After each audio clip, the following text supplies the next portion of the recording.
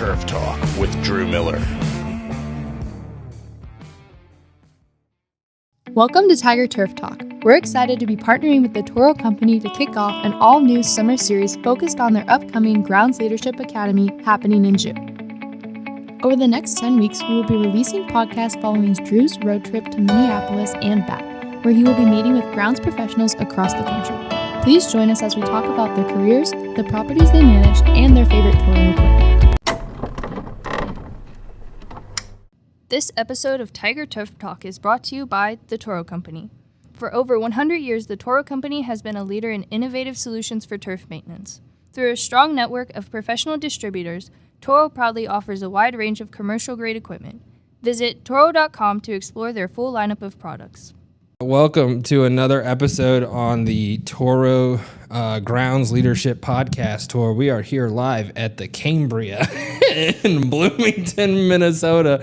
It's our hotel, for those that are wondering. I'm here with Dr. Chase Straw of Texas A&M, one of the best out there, doing so many incredible things, really shifting just the future of our industry in so many different ways, and we're going to get into all those different things. How are you doing? How's the trip? I know you just got here at the Leadership Academy, but how is it traveling? How's everything getting in? You get used to it, right? Just traveling around. Usually my busy time is in the fall and in the early winter. So in summertime, me and my wife and family, we try to go on these little kind of, I call them escapades, because we go visit students and we're just going all over the place. We spend 2 nights here, 2 nights there. We try to obviously go to Kentucky, where we're from. So that's awesome. It was nice to spend a couple days. I was gonna say let's talk about the SEC meetings. I know you're a day late because of the meetings and everything. How was it going back to? Is it UK? Is that what you guys say? Come on now. What? What'd you think it was? KU? I'm just making sure. I don't know. Yeah, a lot of the SFMA. I know KU is like Kansas, so I'm not. Dr. Goatley would be upset with you. Sorry, Dr. Goatley. You know I love you. What was it like? Sorry. How was the meetings? No, it was great. Unfortunately, I double booked myself, and that's why everything's rushed here and with the SEC meetings. But no, it's an honor to get invited to those meetings. Because it's an inclusive group. They want to. Awesome, the whole Some point, of the best. Yeah, and the whole point is for them to get together and network. And unfortunately, Kentucky's program's gone downhill. I think it's evident. It's unfortunate. And me being an alumni and being from there, and it just is what it is. And they don't have a program necessarily. So I have a pretty good relationship with Marcus Ellswick, the head guy there, and so he was like, "Hey, we don't have anybody, so can you come?" And I was like, "Yeah, love to."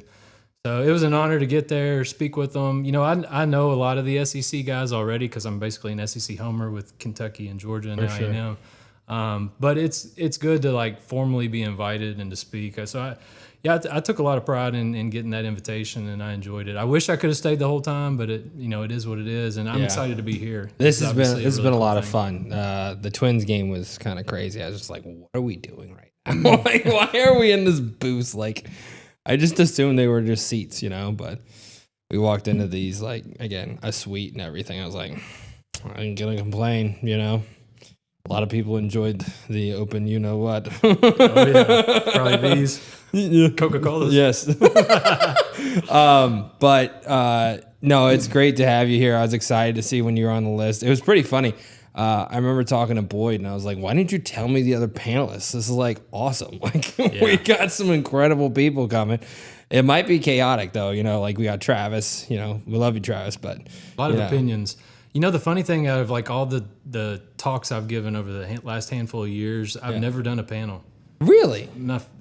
To my knowledge, it's my first time I've ever done a panel. Wow, that's I'm awesome. excited, yeah, and the topics are good, so I'm excited about that. Yeah, today's went really well. It was funny. I was just laughing. I was telling everybody, I'm sorry if I didn't do too well. They're like, you were great. I'm like, okay, that's fantastic. Always good to hear. I was like, I'll take it, Yeah. I'm not going to complain. But, it's been chaotic. There's a lot of things going on, and there's no time. For those that want to know, we're recording this at 10 p.m. Yep, literally. Sorry about that. But there's so many things to look forward to. What are you specifically talking on with your panel? What Way to put me on the spot. I think I was just trying to remember myself. I was like, it's yeah, technology. I know one. It's funny. It's funny though that you say that, because it's getting to the point, early on in kind of my career, which I say early on. I mean, I've been in this role for 3.5 years, but It's crazy how time flies, right? the first year or whatever, you really want to do a good job, right? And obviously you want to do a good job every time you speak. Always. But the preparation and the anxiety leading up to speaking, like early on, is so much. It's like waned a lot. I'm almost like too relaxed. Well, I mean, to give you an example, like Troy Carson and Troy, if he listens, love you, but we have talked together tomorrow, and I haven't even seen the PowerPoint, and I don't even care, because I'm The sure it's PowerPoint? fine. Yeah, I'm sure we're gonna we do didn't just have fine. PowerPoints. We're We were- familiar with the as long as we have pictures. As long as you have reference points. Yeah, as long as I got a PowerPoint and like something to point about, because my research deals with the technology and all that, so some of course. it's new. So Yeah. as long as I got a picture up there. I've All set. finally been dealing with, I've got enough It experience clicks to like, talk about let's it a talk lot. about this one. All right, we got that up. We're going with this one. Right. Yeah, no, for sure. It's crazy. So I think to answer your question, you're right. The first one is something about technology advancements, and I think the second one is because you're on the second one, and it's about future of is turf it the management, future? Yeah. That which will be a fun one. that'll be awesome. I Yeah. think they're having us all. Today was mentorship. What was leadership and mentorship? And I think there. Even though I was in the room. It's and something that, again, like obviously in a role as a professor and dealing with students and being a mentor and all those things, something I'm really intrigued to hear your sort of insight into is because, again, you've been in all areas. You worked the field, you've done the research, you've done the education side of things, and you've taken so many things together in your role and as a mentor. What are some of the leadership? I don't know if it's styles, or what are some things that create your type of leader, in your role, and sort of what do you think makes a good leader? That's a loaded question. it's No, not. it's a good question. There's a lot to it. I Yeah. think, one thing that I strive to do as far as mentoring students is to be relatable. Yeah, And I'm sure you do the same thing. I try to. And to my knowledge, and if you've already interviewed some of our students, but if you talk to some of our students, I think Just a it couple times. works. Yes, it does. I think They love you. They love and I haven't you. even had them in class, which I'm really excited about having Megan and Haley in class this semester. But I think that's the number one thing for me, is to be relatable, honestly, with everybody. I actually just texted Haley a little bit ago. Did you? Yeah. Doing good. Yeah, Love she both loves of them it. more.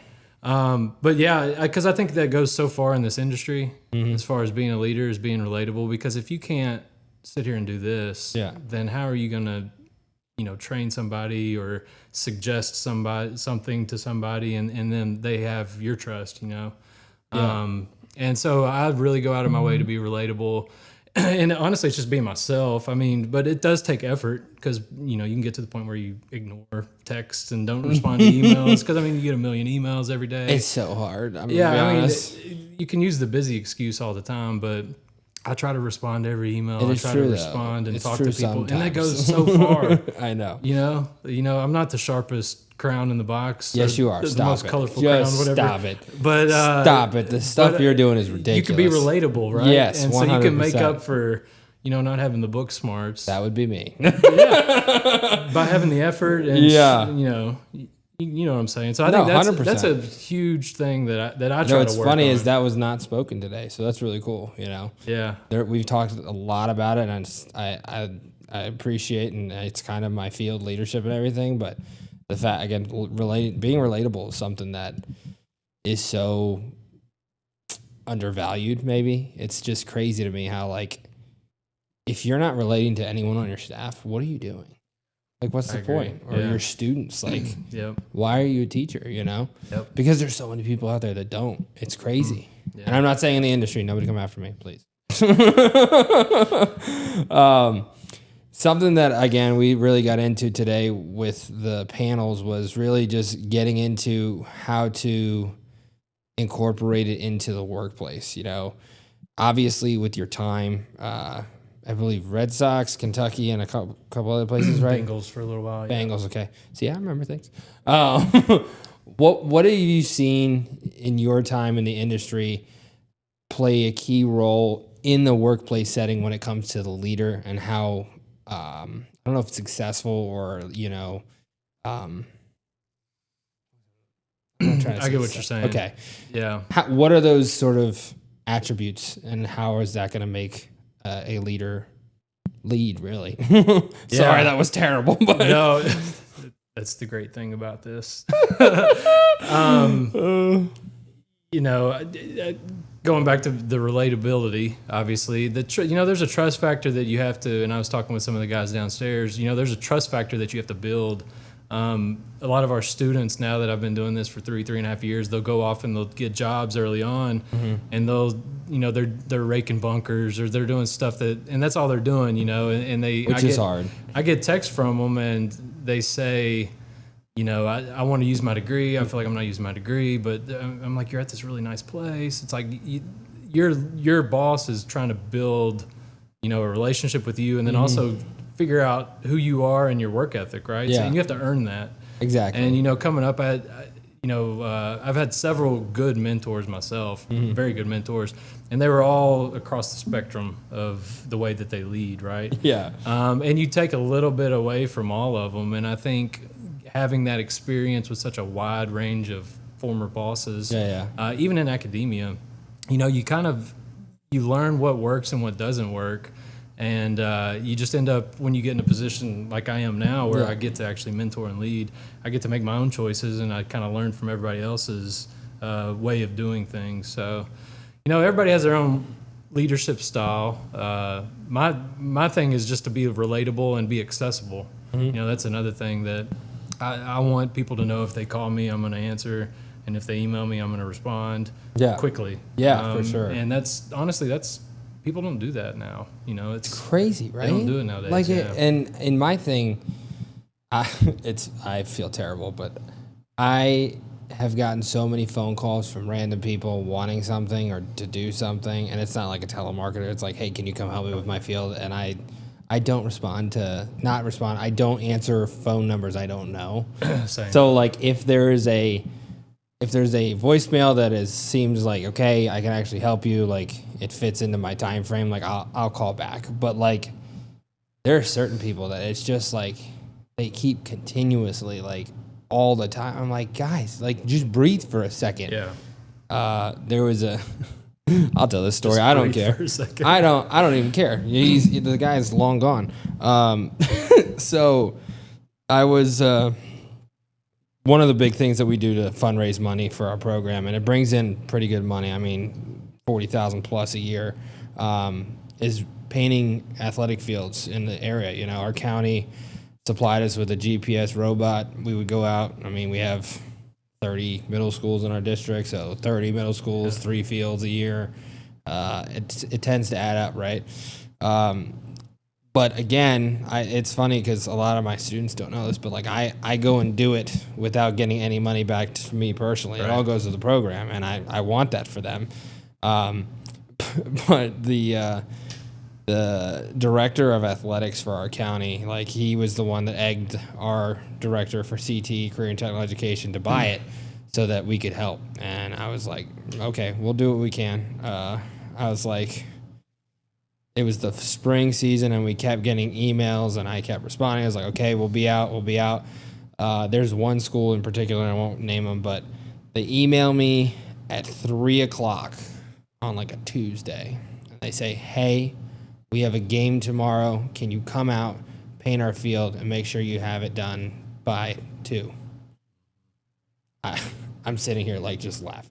Like There's no way. Just I will respond tomorrow. Like it's after school hours. Technically, I'm not like legally obligated to respond to anything, and it's a school, so it's not like I have to respond either way. And get a phone call at like 9 a.m. and it's my boss, and he calls me and said, hey, how's it going, Drew? How's everything? I'm like, I'm tired. We had 14 fields we did this week. And he goes, oh, really? Like shocked by it. I was like, yeah, we've been working hard. And he goes, really? I've got his name's Kelly Gardner. Okay, screw this guy. He he calls him and says, I haven't been responding to the schools. And I go, what are you talking about? Like, you have me running ragged. You don't pay me anything, which is illegal, by the way, but we won't get into that. And this guy walks by the office as I'm on the phone. He's like, oh, hold on. He's walking by the office. I'll call him in. He brings him in. He's like, this got a southern accent. He's like, well, Drew, what's going on? I'm like, I don't know what to tell you. I've been doing all your schools. I don't understand why you got a problem. He's like, well, this school called me this morning at like 8 o'clock saying that you didn't respond to their email. And I was like, was it this school? And he goes, yeah. I was like, they emailed me at 4 p.m. yesterday. I don't have the time to respond, let alone go out. And it's on the other side of our county. It's a 40-minute drive. You would have had to do it that day, right? Literally, like, and my school doesn't get out until 2. And I'm like, there's no way I can get out there. I go off on this guy. I was like, I'm a teacher. I don't have to do any of this. You have nothing over me to contractually do this. Like, you have no say over me. Just a fundraising thing. And so he goes like, well, there's a couple other schools that said you haven't responded and whatnot. And I'm like, who are they? And one of the schools he says is like Hampton, right? It has an artificial turf field with inlaid lines. And he goes, I go, isn't that an artificial turf field? He goes, well, I wouldn't know that. I'm like, you're the director of athletics and you don't know your own facilities. He's like, yeah, well, I'm like, do me a favor and never call me again because I am not dealing with your bullshit. Like, I am so done. This is not something that I should have to deal with as a teacher. He left a week later. Really? Like, he resigned. No way. I was like, damn, I forced him out of the county. Like, there you go. Yeah. Leadership, going back to that. No, something was going on there. For sure. It was just, it's so funny. I mean, that's one of those things you got to set boundaries, right? Yeah. And that is one thing that it's hard to do. It is hard to do. I'm sure you rarely do it. You have to watch yourself, right? Because you can't. It's so easy to overcommit, especially if you're really nice, right? But you are. And people. Well, I'm just saying in general. I think we both are. Because your story, it sounds like you just were really nice. Yeah. And so you do have to set those boundaries. And I'm not afraid to say no. Like, I don't have an extension appointment. Yeah. Right. I do research and teaching, so it's like when I get these emails from homeowners, and they're retired, old guys that have just been thinking about this issue in their yard for months. Like, help me. Yeah, and it's like, they write me the book on the whole situation. It's like, I can't sit there and respond to that. Read your book and then figure it out for you. Yeah, so, the thing that I try to do is just, I pass it along to other, to the extension people or something. Yeah. Now, if Dr. Goatley sends me an email about Kentucky basketball, that's different. We'll sit there and I'll type some emails about that. We love you, Dr. Goatley. Yeah, he did something really awesome for me, which I don't know if you saw the undergraduate alumni award. That was that was cool. Really cool. Congrats. Yeah. It was so awesome because I got to spend the whole time with him, and I just kept telling him, I was like, why did you pick me? Like, what did I do?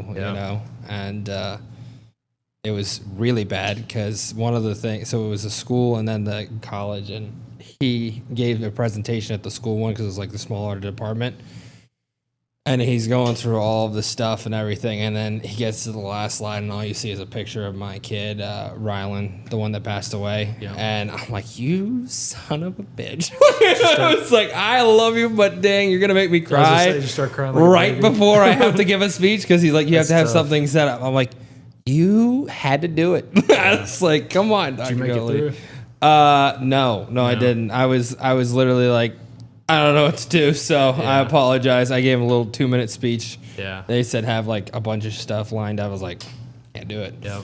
Did better at the real one, the reception, so that was good. Good. No, Dr. Goatley's the best person I know. He's awesome. Incredible. So, awesome. And Kentucky basketball is one of his passions. A little bit. Is it just Kentucky in general that basketball is just sacred? Yeah. I mean, what else is there? To do, anything right? else? I was gonna say, is there anything else to do? Oh no. I mean, there's plenty to do in Kentucky, but bourbon. basketball, Obviously. horse racing. Yeah. And we got a lot of things to do. You know, I took for granted all that stuff when I lived there, though, because I mean, I moved when I was 21. Isn't that crazy? Yeah, and then you go, you know, you move around different places across the country, and they're like, "Oh, you're from Kentucky, bourbon. You done the Bourbon Trail, yada yada."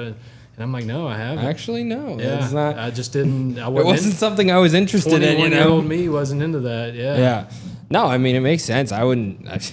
So everyone like when I'm right around DC, they're like, "Do you go into DC a lot?" I'm like, "No."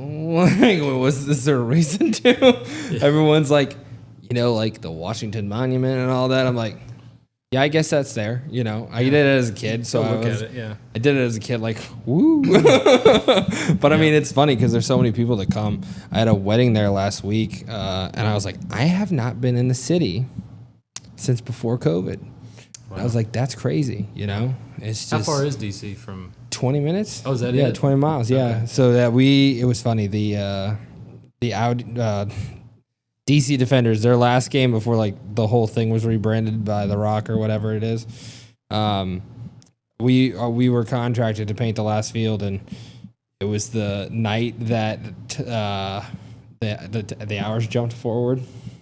So it was an overnight like flip, and like I was okay with keeping the kids out pretty late, but like, you know, I was like, they need to get home. And it was funny. We came back and 2:30 is when it jumped. So we got back to the school at 2:30 and it was 3:30 immediately. I was like, I'm fired. Yeah, I was like, how did this happen? Where like, it's just this day when this happens, like literally perfectly so that I get screwed. No, it was a lot of fun. You get in trouble for that? No. I was gonna say. I mean, it is what it is, right? I've done dumber shit than that with Yeah. my kids. No, never did anything wrong. No, no. We go on overnight trips and stuff. Like it was laid out in the plans. Everybody knew it was happening. Yep. I brought them back early, honestly, because we weren't done. I had brought 2 alumni. I left them there to work with them to finish.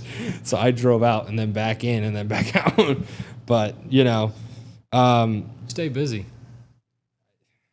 the fact that I'm not You finished dead your is- doctorate yet? This August. It's a pain in my ass. If I'm not actually done, I might jump off a cliff. Don't do that. I won't. I promise. I promise. No, my doctorate's going well. I've had a lot of great conversations with my professor. All mine's online, so it's not like a, official. It's official. You know what I mean? Yeah, it's official. Yeah. Yeah, I'm excited. It'll be nice to be done. It's been. I bet. Yeah. That's a lot. It's been crazy. I always. It's got to be hard to do. You know, the full-time people that go back for advanced degrees, it's like, it's tough. What was good is I did it over COVID, so it was like. Yeah, so that helps. I did like 40 hours in 2 years, a year and a half even. And then it's taken me 2 years to do my thesis. Hey, Technically, it's only been a year and a half, but don't quit. Just no, a little bit a day. no quitting, no quitting. Little bit a No day. way in hell. Not after all the Yeah. money I've spent. Yeah, I bet. Sorry, we're off. We're way off. I'm sorry. Texas A&M, I think what people don't quite comprehend is how like big you could make it with what you're doing. And I know you're not thinking it that way. And I know you're not. No, I am. Okay, good. I love that. Yeah, Because I'm- you have so many incredible things going on. Weston is awesome. He's doing phenomenal work, and the technology pieces that you're working with, the sensors with all of your, again, player to field surface, like no one thinks about that. And that's awesome. How's it been? Any updates on anything that you're excited about that moving forward we can talk about right here? I'm sitting on a pile of data right now. That's my problem. No, I mean Data sucks, I know. yeah, and I'm so fortunate to have somebody like Weston. Yeah. Weston Floyd, for the listeners who don't know. Shout out he's, Weston. He's because it puts the pressure off of me as far as executing the study. Yeah. Which is big. And he's excited about everything. Yeah, For just talking to him. And we work really well as a team. We develop ideas together. Mm-hmm. I write the grants and get the funding and put everything in place to do it. Mm-hmm. He does it. Yeah. Right, and then we get the data. Both interpret it together. Yeah, and he gives me this practical point of view, and we're pretty open with each other on how to execute it. Should we think about this? Why are we doing it this way? Yeah. And then ultimately, I'm the one that's going to have to write it, right? And so, Damn it. and to try to You get wish you grad had students. one more person. But to be honest with you, I'm fortunate because I'm not doing it myself, Yeah. right? And so that allows us to do a lot of the really cool That's stuff. awesome. And then the collaborations that we've built over the years with other people outside of turfgrass. Darren Daly, when I was at the Bengals, said something to me about when I started doing grad school, and he was like, you can't look at a 5 foot by 5 foot plot and think that's the end all be all result. And I've really never forgot that. Yeah. And now that I do 5 foot by 5 foot research plots all the time, You're like, don't look at me. I'm sorry. yeah. I mean, obviously you get valuable information, and Yes, that research is of needed. course. Herbicide trials, course. pesticides, things like that. But when you start talking about these bigger issues, that the turfgrass industry is facing now, like irrigation, better irrigation scheduling because of water, potential water reductions, the whole carbon sequestration, and these bigger issues, right? Of turf, and it's not just management either. That's one thing that as a turf manager, obviously they have to think about managing because they have a facility and that's their job. But from my perspective, I have to think about it like as an industry, right? Yeah. And so how do we advance the industry?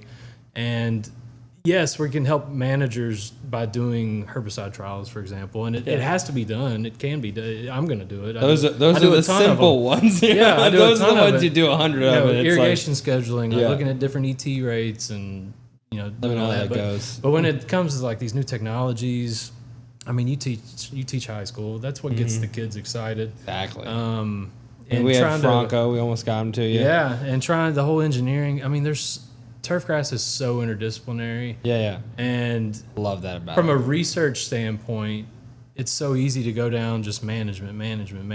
But the fact, doing the athlete stuff that we do, all the new technology research, it's fun because I kind of step outside I step outside of our industry. For sure. But I bring people in simultaneously that never even think about it, right? So Yeah. when I work with the kinesiology people, they don't understand all the technology that we have to performance test. Understand, manipulate, Yeah, and how it's it like can we're impact the kinesiology of the Yeah. human body on a surface. We're collecting all this data on the field. Why are we not tying it to the people that use our field? Yeah.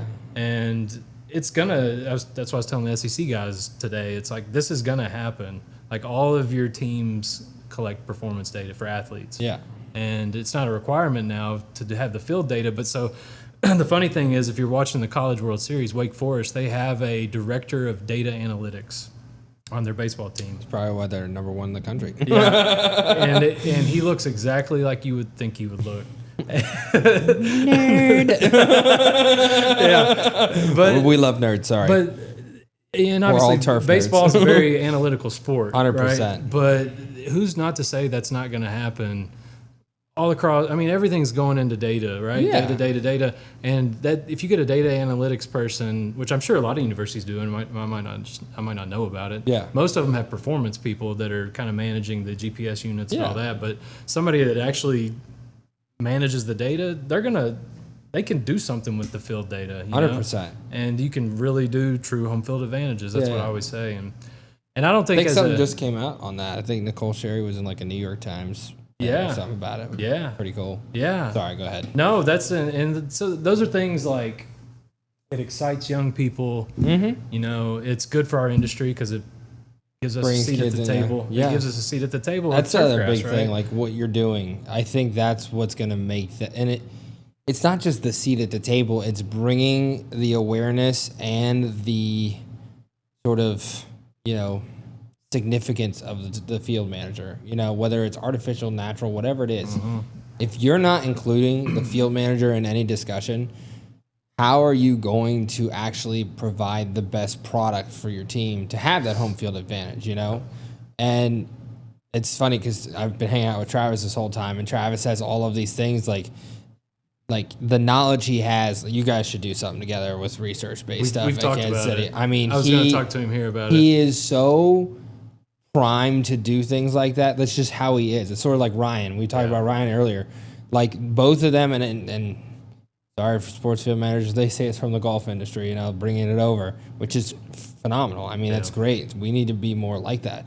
But the way their minds work and what they're looking at is just so different than, say, me, a normal sports field manager that learned from the industry greats, that it's not a traditionalist thing. It's just like we're not looking to further something when we already have where it is, and we're tweaking it to where we know how we need to tweak it. It's not, how can I make this 10 times better? Mm-hmm. I mean, Travis talking about his mowing schedule in the middle of February, like you don't think the way he thinks. Yeah. It's just not normal, you know? But I didn't mean to interrupt. I apologize. Yeah, it's not. Yeah. No, he's definitely an innovator, and he has a couple pieces of technology that we have. I know I'd like to talk to him here about it. I just haven't had the chance, but like the mobile clegg, the Toro clegg, which I'll talk about a lot tomorrow. There's a lot of possibilities. The issue even with Division I athletics at Texas A&M, we have a lot of resources at our disposal, but it's hard to manipulate conditions. So we have to a certain extent, still manipulate something, right? Absolutely. Like, so we have to look at wet versus dry. So we have to be able to irrigate heavily, or we have to have like quarters if we're going to simulate a game. Like we have to have like standard quarters, right? The time frame. Yeah, so it's really hard to do like these real world studies we call chaos studies, because when you get the data, it's just all over the place. All over the place, and putting it together. Yeah. So whenever we do like studies with athletes, it's either simulated and replicated where they're just doing like one maneuver, so like dropping off of a box or running and acceleration, deceleration. Or it's a structured scrimmage where they have a time frame, they have a set break, data collections in between break, like things like body weight for hydration stuff, which is really cool stuff. See, that's crazy. Like no one thinks about that. Like, and I love it. It's the best part, honestly. It doesn't relate. Like I can't. Obviously, I can go talk about it, but it doesn't do anything for the field manager for me to say that athletes sweat more on synthetic turf. Like, that is it's obvious, known fact. Right. And this is your big reveal. Like, guess what? Synthetic turf fields get hotter. Did you know that? Congratulations. Yeah, it's a phenomenal find. But it's getting that stuff in the literature, right? And so that's the big thing, because contrary to turfgrass managers, which I don't blame them at all, they don't read the scientific literature, right? No. But clinicians, sports medicine people, like when they go look for something, they look in the scientific literature. Yeah. So to have a study, we did one last fall that SFMA funded where we looked at mowing heights and soil moisture levels, and we had athletes wear ankle accelerometers so we can measure forces. Gotcha. We looked at high mowing height, low mowing height. Low mowing is going to be a harder surface. You're going to get more energy returned. Like we knew that. Like that was our hypothesis. Your hypothesis of you've seen it. Yeah, and dry fields are going to be harder. That's going to influence the athletes. And we're able to measure that now and then get it published.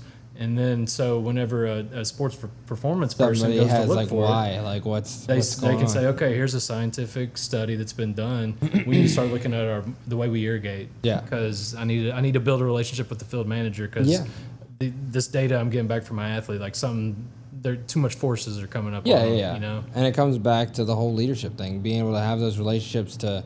If you could, again, very hypothetical, nobody get mad at me. If you can get the Kansas City Chiefs to agree to do your study, that's something where it's not going to cost the Chiefs anything. It's going to be Travis's guys taking some data points for practice and whatever they're doing, even for games if they're able to.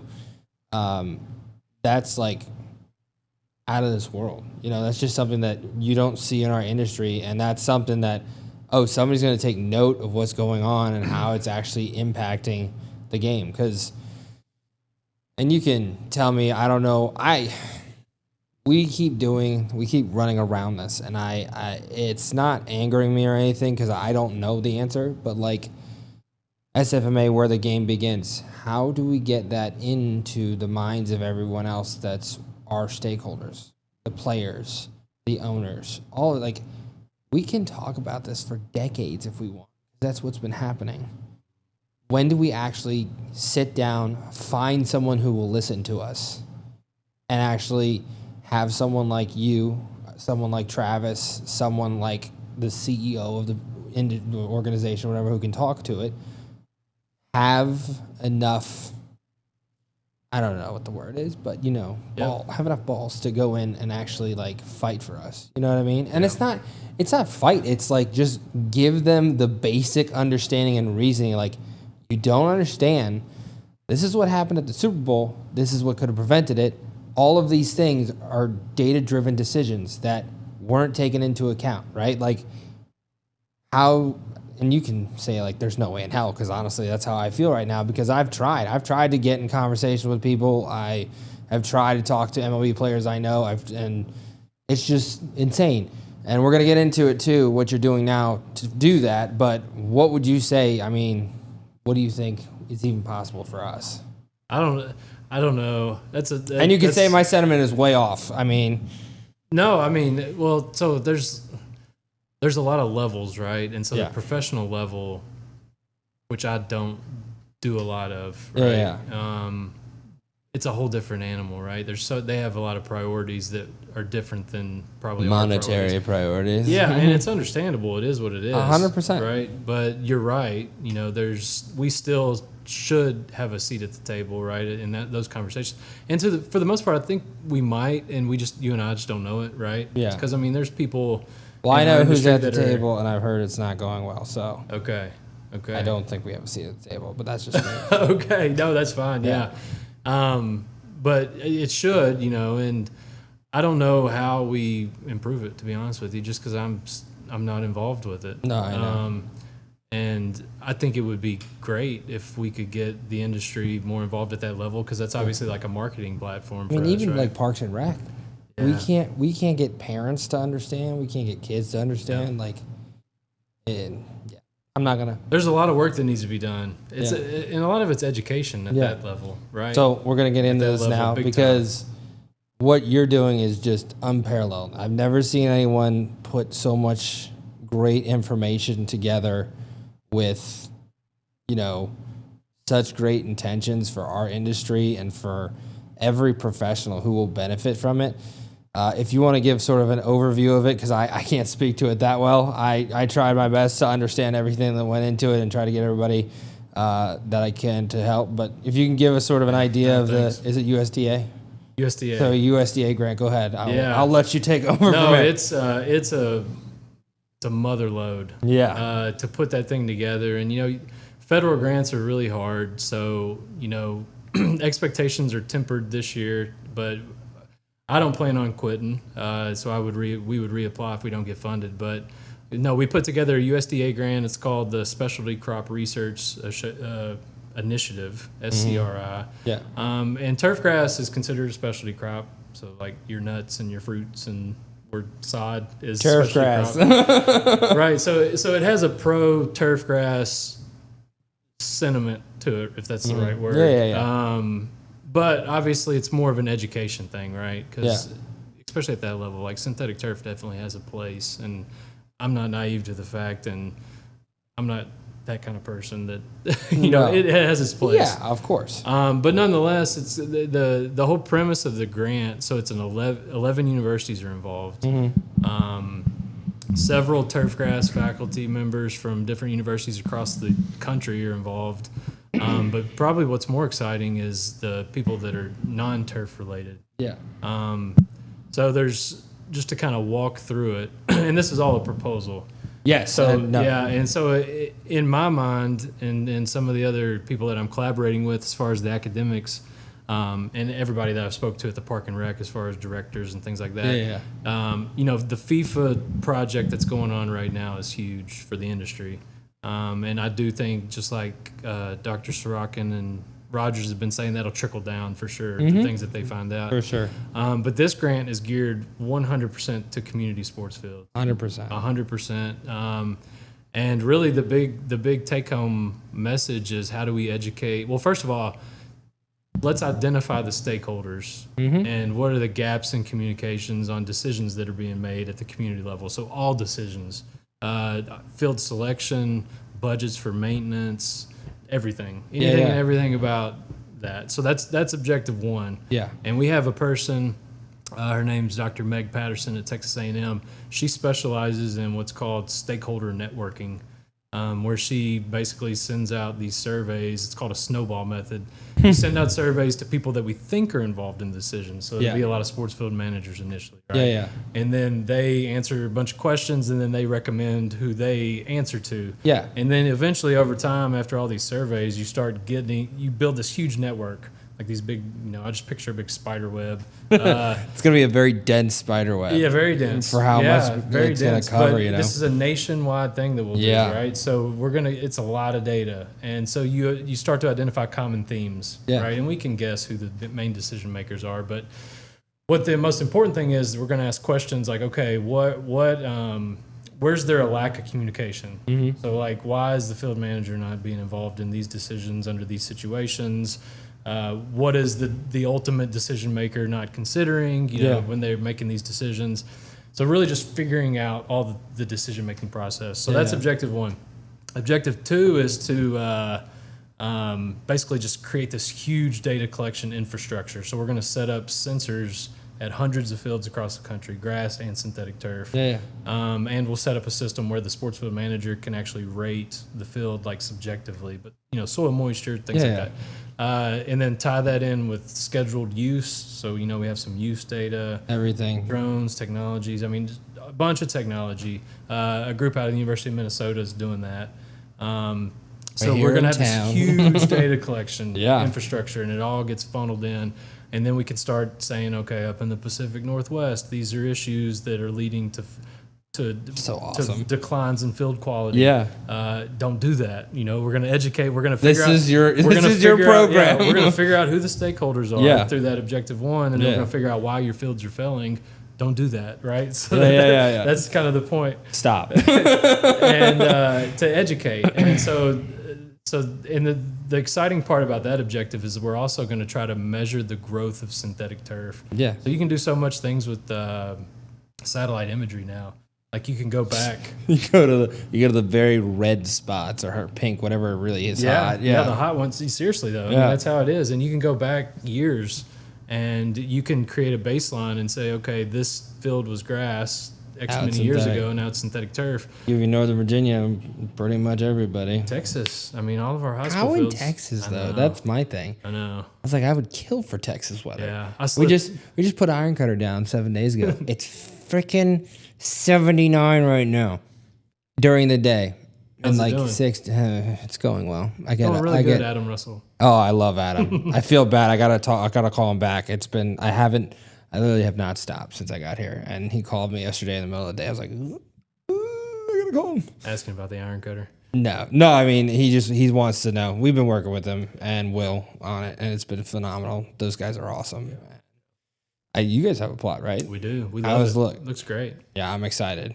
So my boss called me today. He's like, yeah, I was really getting concerned there for a bit. I was like, for what? He was like, well, it had green. It lost a little bit. And then, after like the 2 days, they did a fertility app.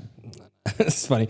It's funny because I have my alumni coming back who are like assistant superintendents who are like certified to do it, come back and doing the fertility while I'm gone.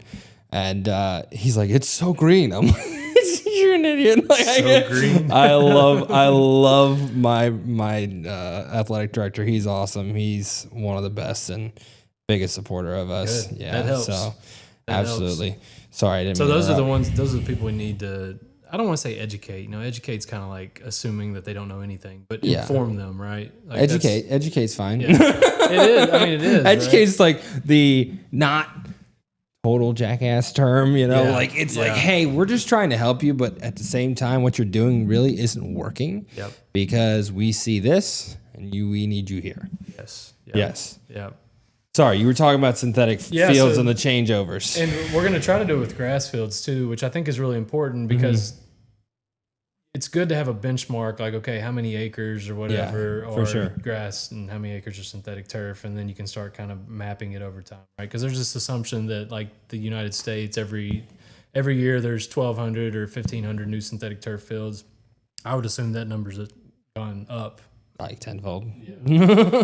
Which is what it is, right? Yeah. The biggest thing that the takeaway from that though is just like we were talking about, like why are these Texas high schools going to synthetic turf when they should be able What's to grow their decision? Bermuda grass pretty? I don't want to say easily, but You'd say easily. they got the weather to grow it down there, right? Yeah, Bermuda grass is a son of a bitch. Yeah, It works. right. Yeah, so seriously. Even when you're not good at it, it still is You pretty can make good. it work. Yeah, right? exactly. And a lot of it goes into, and this is some of the other objectives, is the construction, lack of education or knowledge about Don't construction. even get me started. Cutting on mine. corners, Yeah, cutting corners, for sure. and which are going to cause issues almost Tell you my immediately. story when you're done. Go ahead. No, go ahead.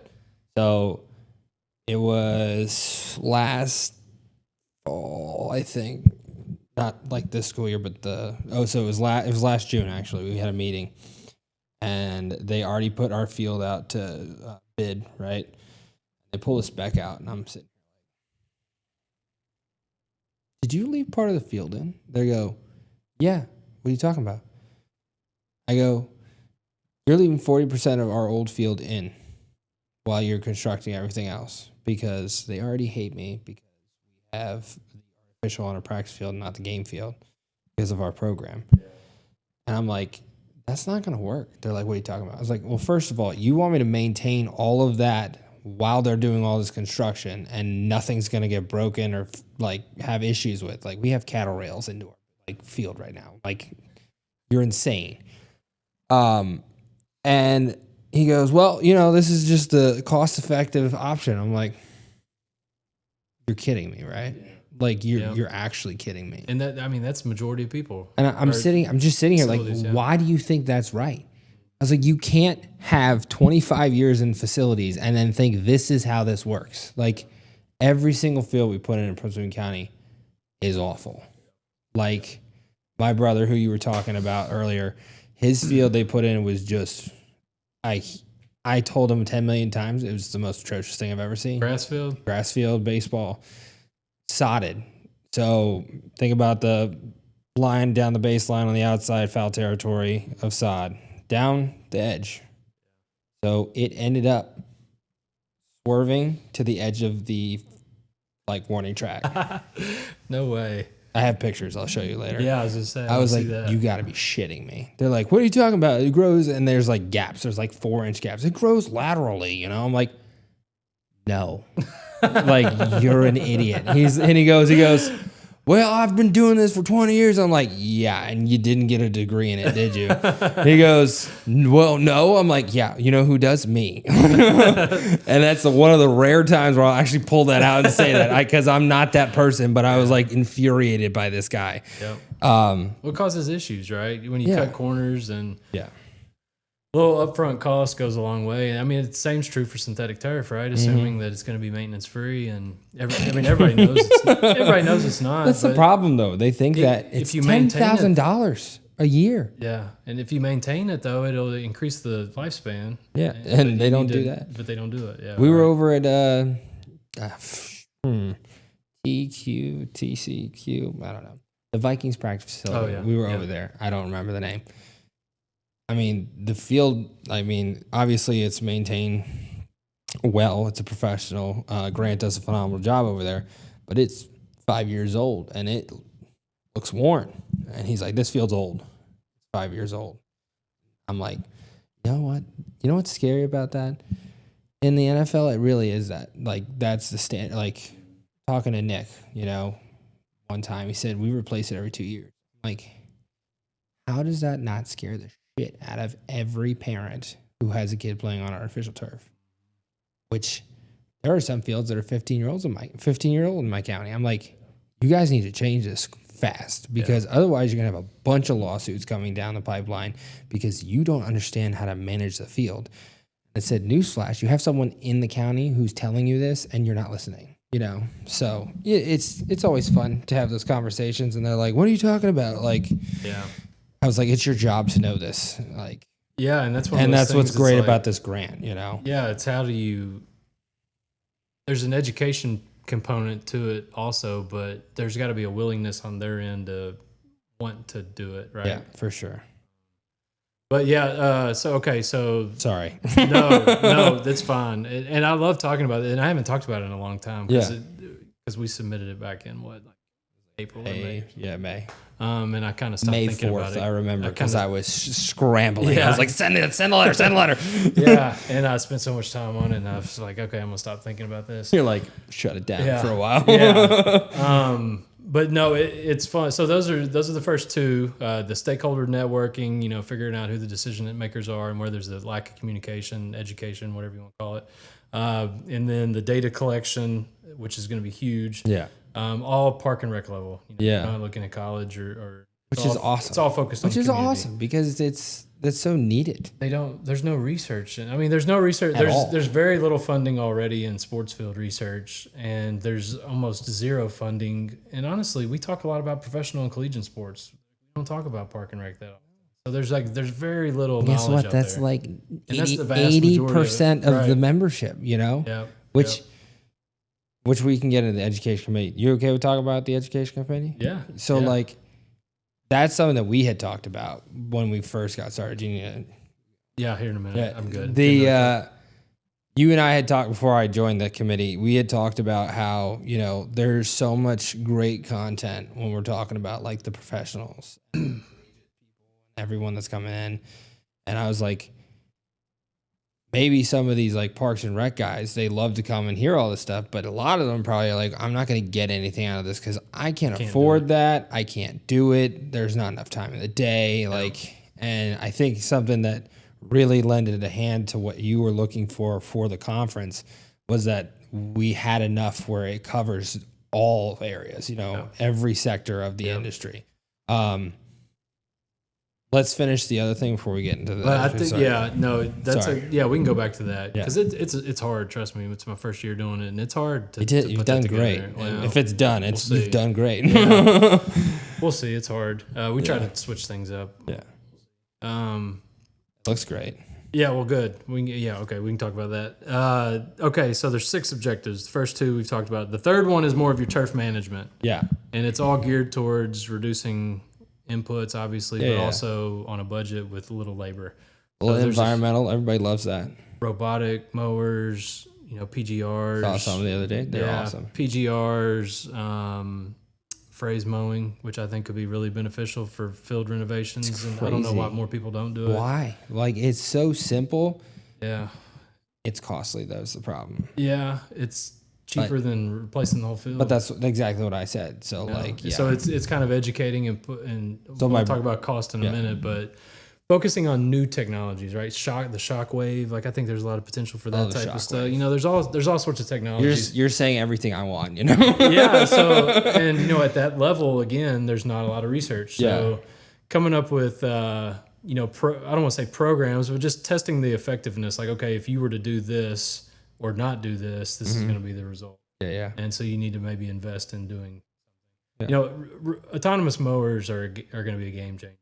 Yeah. At the park and rec level. At park and rec and golf, I think, are the big areas, it's what we don't understand, and I'm a high school, so I semi-understand, but if you walk into a park and you look at 3 fields, you're like, oh, that's pretty big, What you don't know is there's 17 behind it. Right.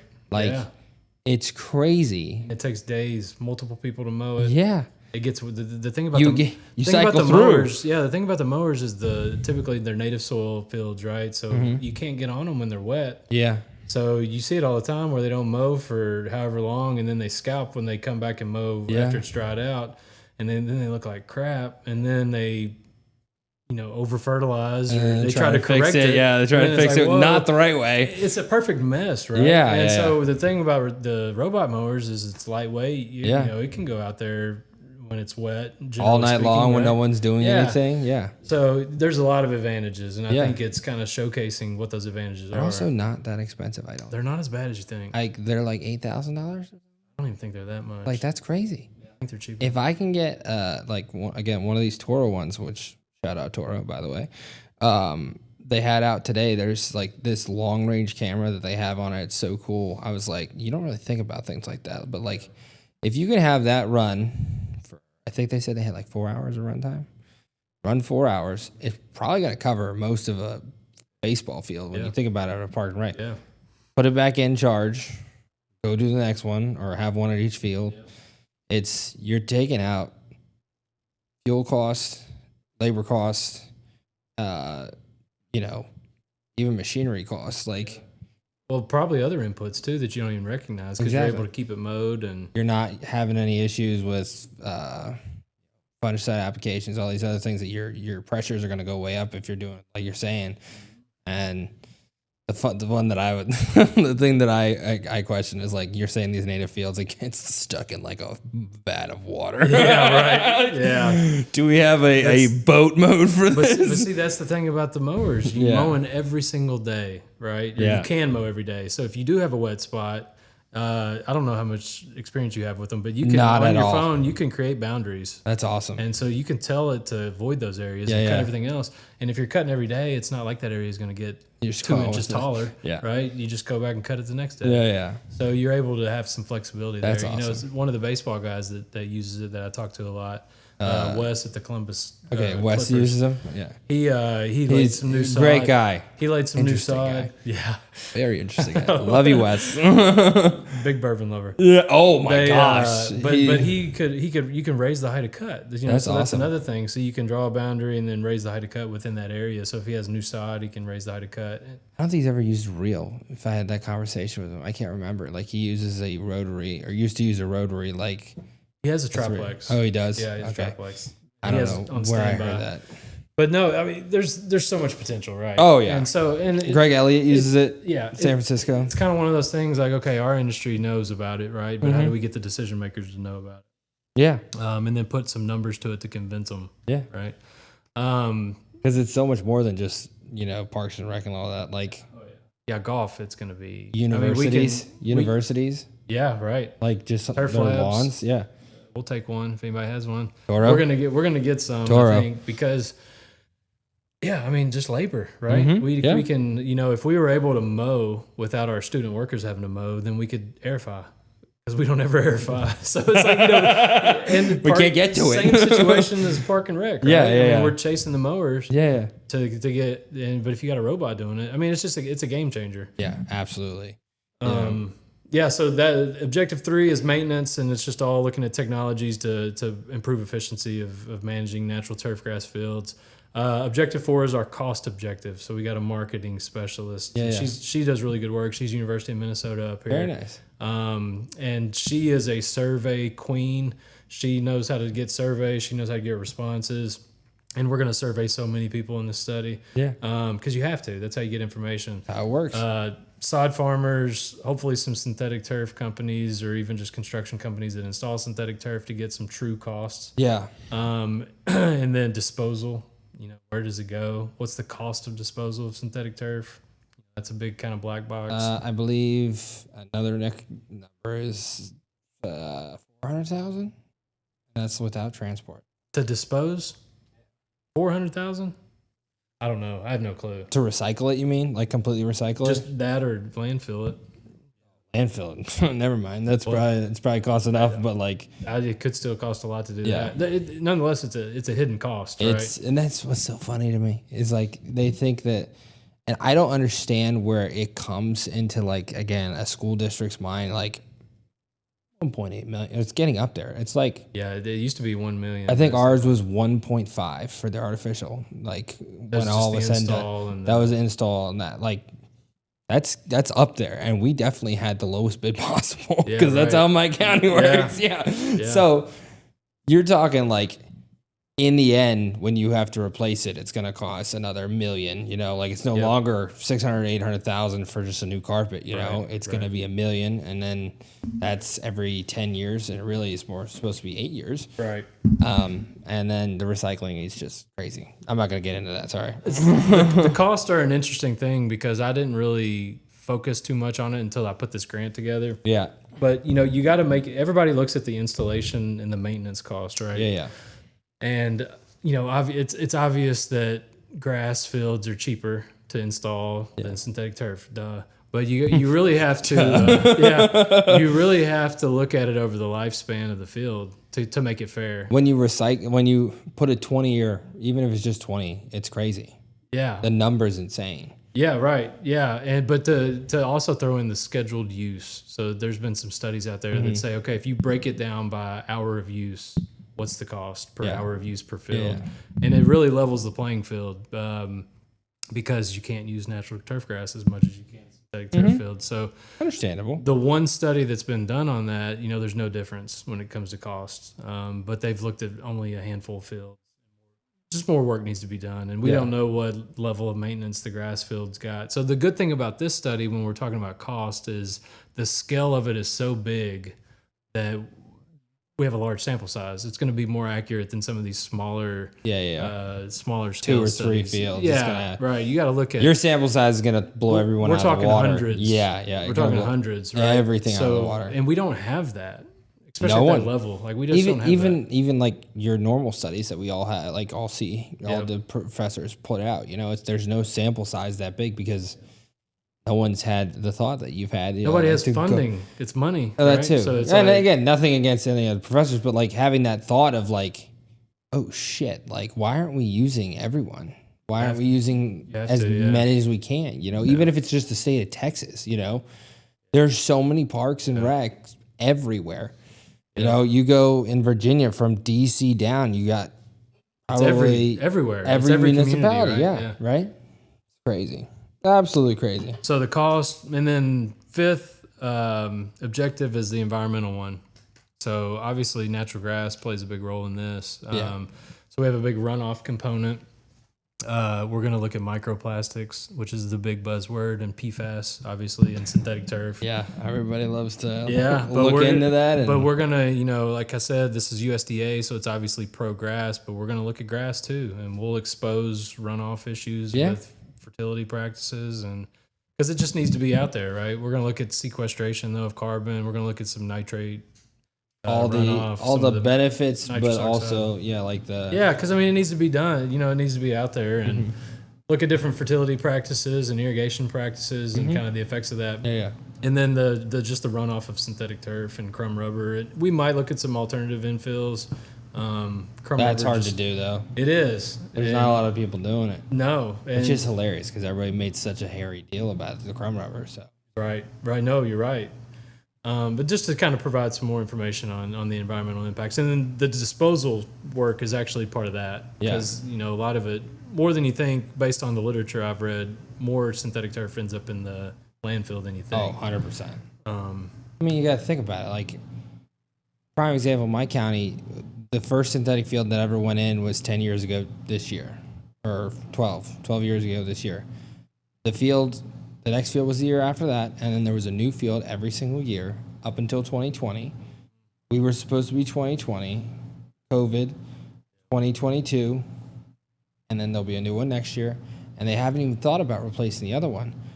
But if anyone were to ever, again, put out there, these are not safe, somebody condemns them, they're all getting ripped out. Yep. That's like anywhere from 10 acres in the span of 2 years in one county. That's insane. You all, how many schools are? We have 13 high schools. We have 30 middle schools, and I think 6 have artificial turf. And what I've always said is, and I believe this, is that middle schools are the ones that should have the artificial turf because, and again, you can say I'm wrong here, younger athletes are not strong enough to have the force in which, you're talking about your ACL tears and all that. Like, it's not as intense. They're usually a community space. So when you have all these studies going on, you'll see certain areas that have a higher, volume of a certain. So I'll use my community where I'm from. I come from a very Hispanic neighborhood. The school my dad was a principal at was used all the time to the point where half of it was bare. There was no actual maintenance of the field. The county wasn't paying or doing anything to help it. In those instances where you're not locking the field, you want the community to use it. You should probably consider an artificial turf field. But past that, I don't see many, applications of it. And I'm not saying that you can't not use it somewhere, but I think the best ideas for artificial turf are used, I think Tony did it in Philadelphia, where it's just the borders. Like, you reduce the amount of times you have to resod that space, you save money, you can have people out there for events where it's not like completely invading your space, but they're still on the ground level. Like, those are the things that I see. But again, I could be completely wrong. But like, what would your thoughts be on that? Like, Baseball season is upon us. Toro's Field Pro 6040 was created with ball fields in mind. The Field Pro's multi-tool system allows 4 tools to be carried at once, significantly reducing the time required preparing infields. Scarifying, grading, and dragging can now be completed in a single pass, saving you time and effort. Visit Toro's website today to learn more about the Field Pro's 6040. I think, yeah. I mean, you hit it. The hybrid. I was thinking about hybrid. that's the other thing I wanted to ask so you about, that's because one- it's something that's coming. Right, and that's one. And I think a lot of work will come out of the FIFA project. Oh, 100%. Based on what I've been hearing. Especially, I mean, from what I've had with talks with Dr. Rock and Dr. Rogers, I'm really intrigued to see the indoor option. So Ryan has it. He did I think he did a Grassmaster, and he says it's phenomenal. It's like one of the greatest things he ever did. I'm like, I think they're using that blueprint for the indoors, the Kentucky Bluegrass stitch. So, I mean, if you could talk about that. And I'm sorry I keep interrupting you, but No, I want to know more. I just don't deal with it. And a reviewer of our grant asked if we were going to look at it, and I decided to leave it out of this study because Park and Rec, it can obviously be done, and I think there could be some advantages in goal mouse and things like that. And personally, I think there's a lot of work to be done, and I bet they're doing it, Dr. Sorokin and Rogers, with warm season grasses. oh, sure. And stitch systems. It's really the I carpet. think they have to, right? It's the carpet-based systems that are kind of interesting, like long-term. I actually had a meeting with a company. How do those work? Yeah, I had a meeting with a company about it. It was really, so there's a school, very high-end school in our area that they were like, hey, could you get on this call with us? I forget their name, but like it was a carpet. I think there's. I know their name. Huh? I have a feeling I know who you're talking about. Give Can I me get the another name. Coke? Yeah. Give me the name. Ellis. Yeah. Okay. Yeah. There's like a conglomerate of men around the world that are. They're gonna do Austin. Are they? Yeah. Yeah, just for you, man.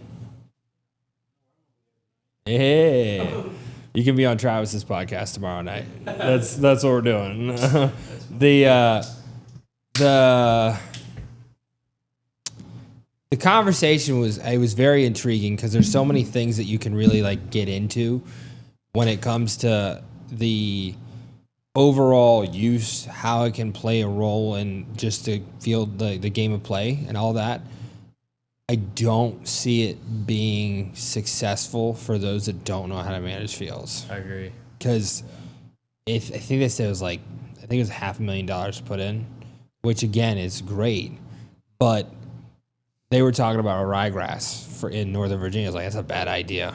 I was like, they're like, you can use anything. I'm like, I'm interested to see like how even like a Bermuda grass would work in that. Because talking to Ryan, like, managing the organic Talking matter. the stitched or the carpet. Yeah. The carpet. They were saying you can use Bermuda grass. I'm like, but how do you manage the organic matter buildup like during that time frame when you can't core cultivate or anything like that? Like verticutting is all you got. And if you verticute enough, I feel like those fibers are just gonna get torn to shit. You would think. Yeah. But people say they don't. But I don't know. Ryan was I don't saying know, they you did. know? Yeah. I They don't did know. their first mini renovation, and it was. I don't know if you'll be able to go over there before you leave, but they did it June, like I think it was 2nd. I was out there today. I don't know what the day is. So I went out like the 18th. It's immaculate. Like there's a couple areas. I'm like, shut up. It's like it is immaculate when I after 10 days, like or 15 days. I took my class to Austin FC with Luke Bentley. Wes is awesome too. Yeah, Weston, but she's not there anymore.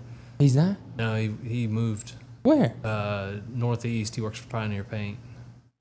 Apple filler? Yeah, yeah. So it's Luke now. What? And Luke's awesome. When did that happen? Very recently, Like a couple days ago or something? a couple weeks ago. Really? Yeah. good for him, I guess. Yeah. No, that's awesome. That's a different podcast. We'll get into it though. Yeah. But yeah, no, Luke was the same way. It Luke's must just be the awesome for what MLS I've guys. heard. I'm excited to meet him. Hopefully. Yeah, because he, I took my class there, and he's like, "Man, the field kind of in rough shape," and I'm like, and then of course they win Field of the Year in the MLS, and I'm like, dude, stop. Really rough there, Luke. Yeah, really rough. Yeah. So sorry for your Yeah. troubles. What were we talking about? Oh, stitched. Yeah, carpet versus stitched. One thing I was so Austin was looking into it. I don't want to speak for them if they're doing it or what, but Yeah. I was talking with Weston Applefeller about it, and the warm season grasses. They have Seashore Pass Balaam. I was very intrigued by that, but sorry. It's an awesome grass. Yeah. We can talk about that too. Yeah, I love it. we'll get into I it. love it. But Austin has really bad water quality. College Station has horrible water quality. So Seashore Pass Balaam works really well. Yeah. But it's like the establishment. Like, how do you establish? So the funny thing is, one company approached me for some research on warm season grasses with the hybrid carpet base. Yeah. And they wanted to use seeded Bermuda grass, and I was like, good luck using a seeded variety in a professional stadium. Yeah, you're gonna get that nowhere. Yeah, it's like, that's not gonna fly. Sorry to tell you. And they were like, oh, okay.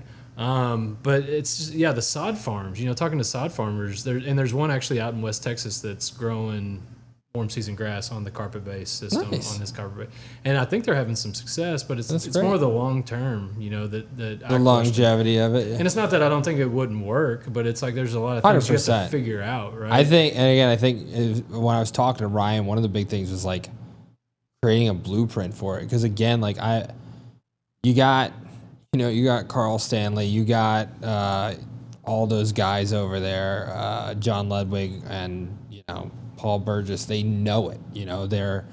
It's like taking candy from a baby from them now, because they know the renovation process. They understand that. But ryegrass is a completely different thing. We 100%. can't do that here as effectively as they do it there. And I'm not saying we can't, but I'm saying like we've tried. Cincinnati did. in Texas, Yeah, Texas, no. no shot in hell. There's no way. So I'm Or at really least where I am in intrigued. Texas. I don't know. North Texas, probably not. Well, I mean, Too much inputs. yeah, you'd have your fungicide. industry's Your just- fungicide it's would just- be through the roof. Yeah, budgets are staying the same, and expectations are going through the roof, and there's just no way they. God bless all those guys. It always happens, and It amazes me, you don't talk a lot about golf courses on Yeah. this podcast, Yeah. but some of the golf courses like that deal we with got to change it. Golf course superintendents hit me up. Yeah, hey, those ones that build bent grass greens in these hot environments just to have them. It's like Why? What is? And I've had conversations with them. I'm like, it's a good putting surface. I mean, it understand really is, that, yeah. but like in Texas, they can pay for it too. They can I hire would be somebody. more like, I don't want to get fired. Yeah. So, maybe Alterdorf might be a good one. We've had students that use. literally hand water majority of their internship. Oh, I'm sure. If there's no other thing to do, like Yeah, it's like what'd you do this year? Hand watered. I watered. Yeah, But no, I love to see people push the envelope because it's something that's just so out of pocket. Like, we'll go back to Iron Cutter in Chicago. Are you crazy? Tahoma in Chicago. Like, what are you doing? yeah. Like, that's insane. Because I stopped and saw Dan in Chicago, and they have bluegrass. Obviously, it was just. There are so many things just talking to him, like the different factors you don't think about when you're working in an environment where you have the lake effect and all these things. I'm like, you just don't know, I'm worried about my field right now with the 70-degree weather, like this isn't okay. Like I'm freaking out right now because I'm here and it's almost there. July, Yeah, we're like, hey, we're on a countdown here, Yeah. Mother Nature, You stop. can take some of the heat from Yeah. Texas. And here, like 90 here. I need what's that. going on with that? It was Yeah. funny. I was talking to one of the upper Toro people that it's like, did you bring the heat? I'm like, no. I want the heat. You're hotter than us. It's like, bring it down to Virginia. But no, it's just something it's just so funny. But what did we? So what objective? We're an environmental. I kind of like this. I like how it just we're goes splitting off. this up, Yeah. All right. So the environmental one. So that'll be a big one. And so Obviously, the biggest one you were talking about. I agree with you on injuries with like middle schoolers. Yeah. Kind of lower weight. I think there's some research out there that kind of supports that too. Yeah. They're not fully developed. There's no way they're gonna they're just not make moving. a cut. Like, but heat is an issue. that is true. And a lot of people focus on heat in hot, sunny, clear days, right? And that's obviously when it's hot. But when the clouds, it cools down. Still quick. hot. But it's still hot. Yeah. Right? And so I think youth are 100% more vulnerable when it comes to heat. So still crazy to me. No child is properly hydrated for their sport, and no one understands that's that. a big issue. It's crazy. Yeah. Sorry, go ahead. No, that's a huge issue. Yeah, it's insane. Yeah. Yeah. So the hydration is that's part of the objective. Yeah, is to do some more hydration work, and that's basically going out in different parts of the country to different sporting leagues that agree to participate in the study and set up hydration study research, where basically the way that works is we try to do it under just their regular circumstance. So if they're playing a 60-minute game, we'll split it up into quarters or halves. It's actually not too hard to do that work because a lot of it is just based off body weight because you sweat and you can measure the difference. So you get a baseline at the beginning and then you can do body weight measurements. There's other things you can do like urine, which obviously is not my expertise, but you can do urine-specific gravity. Yeah. You'll be like, wait, I wrote that down? No. Doing it with college kids. They're like, what are you doing with that? You're not getting drug tested, man. They're like, I swear I didn't do it. Yeah. Something comes back. I just want to let you know the league said you're out. But, the point of it is, once again, not to say, like, don't put in synthetic turf because it gets so hot, but it's to help them prepare, right? Yeah. And so a lot of the stuff is based off ambient temperatures, the wet bulb index, whatever, wet bulb glow index. There's all these different measures. Surface temperature, I think people are starting to realize that that's important as well, but kind of getting an understanding of proper hydration techniques, not just during the game, but also before it, right? So we're working with a nutrition person on that. For sure. And I just love how you're bringing in all these people. and it ties together so nicely. I mean, it makes perfect sense, and it just. I wish people could see that, and I think this study is going to do wonders for that, because, and again, this is just from a high school teacher perspective. You talk about a doctor getting involved. You talk about what was the last one? Nutrition specialist. A nutrition specialist. Like, a lot of parents are already worried about their kids in their own just normal lives. Yep. And you're bringing these professionals into the realm of like, hey, you're playing on a surface that might not be safe, like that's where I think it's going to change the game, because it's just something that like you can't get through parents' goals because they're too worried about their kid playing and being good at it and having like running the umpires out of the league, because screw you. So the officials, I haven't even talked about them. I'm leaving a lot out. Like, we're gonna survey officials and we're gonna test officials, like how did they prepare for, because they're out on the field too, right, running around. That's awesome. Didn't think about that. See, and they're in where do you come up with this? The other people that I work with. That's awesome. That's so awesome. They pull in their own little specialty, right? You need a podcast for that. No, trust me, there'll be a lot of things to talk about if this was ever to get funded. It's really exciting. There's a person that does heat in relation to vulnerable populations, so. And that's something else that I think could be really big with the study. Sorry, So say maybe you're in a urban area, lower socioeconomic, and they install the synthetic turf, for example. Are you actually increasing their risk, a population that's already in risk of heat?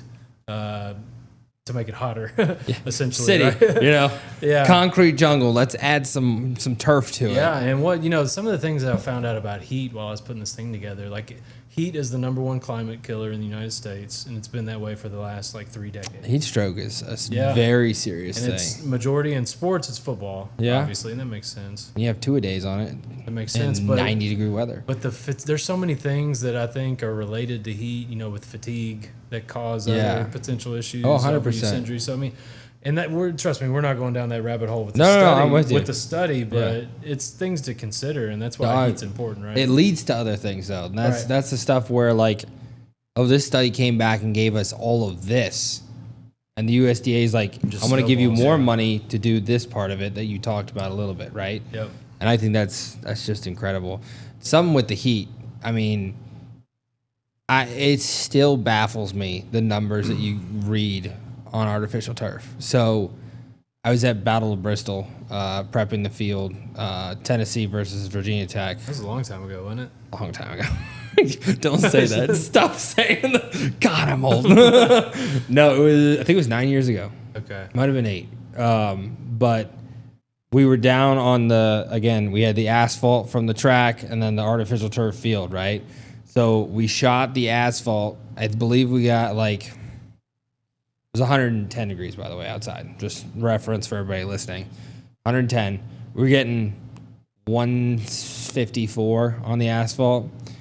Walk over to the artificial. We shoot it at noon on a 110 day.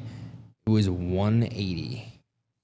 I'm like, we're only 30 degrees away from boiling. This is great. Start smoking something. My shoes melted. Yeah. By the end of the game, yeah. by the end of the day painting, I had no grip on the bottom of my shoe. Yep. I was like, what the hell is going on? Yep. I'm just standing here. You hear that a lot. Yeah. Especially in Texas. Yeah, I heard the cleats Yeah. melt all the time. All the time. That's not scary to people, you know? Yeah, seriously. Sorry. But no, Sorry, I just wanted to give it's that story. definitely it's important. There was another thing I was going to talk about heat.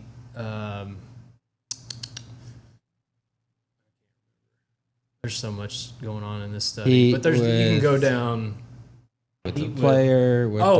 So you mentioned cleats. Yes. So cleats, one thing that I hadn't thought about, and somebody brought up a good point. It's there's a lot of the research that Dr. McNitt's done with cleats. Yeah. Dr. Sorokin's doing a lot. Shout out to Dr. McNitt on his retirement. Yes, and awesome career. But youth can't buy multiple pairs of cleats. That's So it was if Dixon, if right? they are susceptible, Kylie? yes, Dr. Dixon? Yeah. His talk. I'm like, you expect these kids to spend $175 on 2 pairs of cleats, and that's it? And so it's important for adults, right? Yeah. But these kids, they can't do it. Now, they might not be as susceptible for having some kind of acute injury like an adult, but nonetheless, they're going out. High school kids are just as strong as adults, when you're talking about and even agility and all that. Yeah, and even not all high school kids, right, can afford different types of cleats. So none of them can. Right, yeah. I'm a parent. I'm not buying you multiple cleats. You're crazy. My third, we bought them for our first child, and the second child's getting the same pair, and the third child's getting the same pair. Heck yeah. Yeah, unless guys. Unless they melt, I don't know.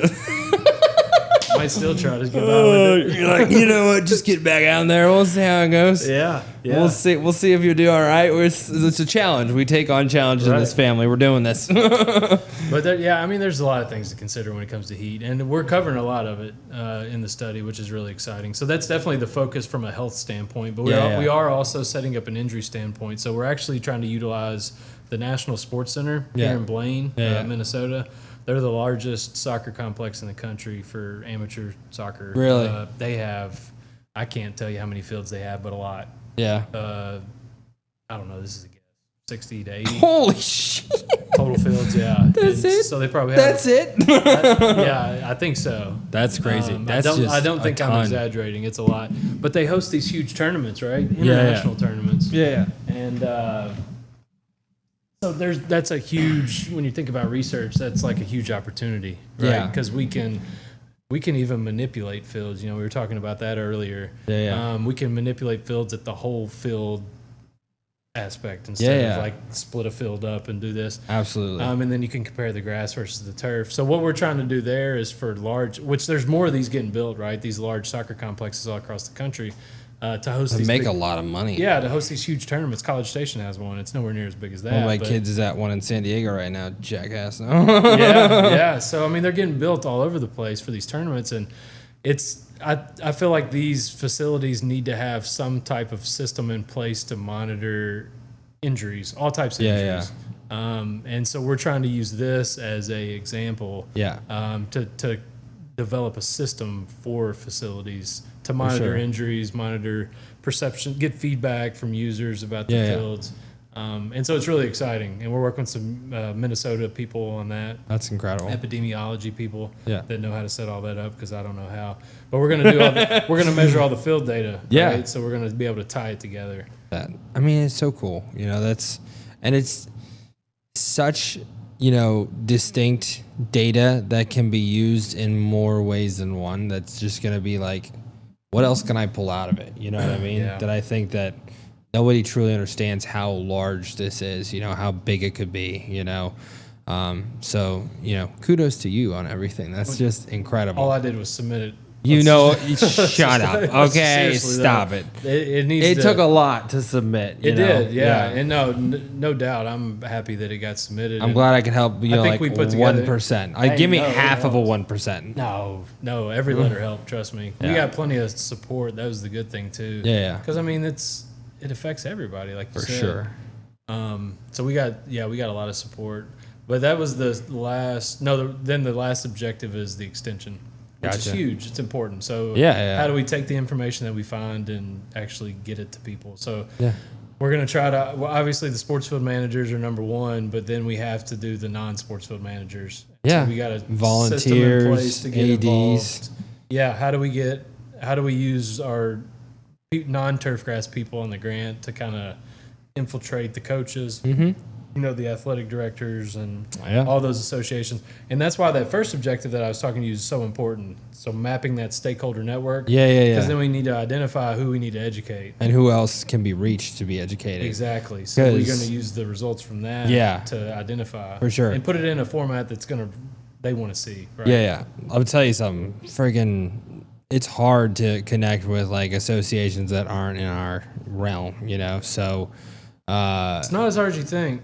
Well, so Brandon Harden, you saw him probably the other day, and Casey Carrick, me, him, us three. Sorry, we came up with an idea in Salt Lake that we were going to submit a presentation to the ABCA, the American Baseball Coaches Association, about threefold turf. And Adam Russell's going to be on it. Turf, what you can be doing for your grass. Infield mix and how you can probably manage it, mound at home clay, and have demonstrations because they're a big association that do a lot of hands-on stuff. And then the high school turf programs that you can be developing as coaches and have all the field work done for you during class hours. Yes, that sounds terrible, but that's how we're going to do it. Yeah. Because that's how it's worked. It has. Shout out Kevin McCaffrey. I love you, dude. Out at Costa Del Mar. He reached out, I think it's 3 years ago. Oh my gosh, 3 years now. They did a program and they have grown into 4 sections. Do you want to come sit over here? You can sit over here. Sorry. Big ass. Well, there's not a big belly. But they started this program and they've gotten up to 4 classes when they had 1 when they started. Now there's 2 programs they've helped develop out there on the coast, the West Coast, and it's just awesome. So we have emailed the proposal, we have applied, we have called, we have emailed again from all of us, different people, different times. Nothing. Really? Yeah. The conference coordinator, the CEO, all of them. I would think they'd want to jump all over that. Well, that's my thing is there are so many things that people, why wouldn't you? Because I think it's more about the fact that, college coaches and professional coaches don't want to be a part of that. And it's similar to what we've been talking about, Parks and Rec is the largest part of their organization. High school baseball coaches are the largest part of their organization. How are you not focusing on that with just one of the thousands of presentations that you do, Yeah. Because they're like GCSA, where they take the whole convention center up, Oh, yeah, huge. It's crazy. That's how so it is in Texas. Just the Texas Just coaches. the Texas coach one? It's huge, yeah. Yeah, you've done stuff with that, right? Not yet. Getting ready to. So That's awesome. Next month, we're doing the Texas High School Coaches Association. That's we have incredible. a turfgrass science booth. Super excited. That's awesome. Yeah. We got the golf industries helping us out, the South Texas chapter, and then we got Texas SFMA that's going to give us some signage. But we're hoping it grows, right? We get some traction. Because you see it as a coach, somebody who's not aware, My all the time. brothers get calls all the time just because of what they've learned from me. And my older brother actually worked on the grounds crew at Virginia Tech. Like, gets phone calls from coaches all the time. How'd you do it? What'd you do with this? How'd you do with that? Like, it was so funny. My brother, John is the older one. I'm just gonna say John if it's okay because I keep referencing older and younger. John's Field. Are you one of 3? I'm one of 4. I got a sister. Okay. So it's funny. John's the oldest. 2 years younger is my sister. Daddy's little angel. My mom's the oldest in her family, so she sticks with the oldest. 2 years younger is me. Then 2 years younger after me is Kenny, the baby. And my dad was the baby in his family. And Tess is daddy's little girl. I'm just there. You're just the guy. I'm the runt. Yeah. No. But John Steele got posted on the SFMA page a couple weeks back. The Gainesville. I don't know if you saw that. Okay. Or not. So I mowed it. It wasn't him. He wrote a letter, right, for me? Yeah, he did. Study? Yeah. I think they both did. They could be wrong, but Yeah, they did. yeah. One of them was late, right? Bastard. Was that right? One of That them, was the somebody athletic late. director. Okay. I think they did. They were fine then. Okay. Yeah. Yeah. No, Kenny's letter was pretty impressive. I was like, Yeah. Okay, no, Kenny. that's some really good letters. Yeah. I was like, all right, I like, see you. I was like, I didn't even Drew read wrote it. that, yeah. No, I didn't. I was serious. It was pretty funny. Chat GPT. Don't even get me started on that. Oh, why? My We'll gosh. talk about that. Why? Are you using it? Oh, all the time. Okay. I need to use It's my essential doctor. for me. What do you do? I use it. I don't use it as a like it doesn't do stuff for me, right? Like Okay. it doesn't create content for me. Gotcha. But it edits it, and that's huge. Oh. It edits. So Well, send it to me. I didn't know that. Yeah, so It'd make say- my life a lot easier. Well- I spend $150 on Grammarly every year.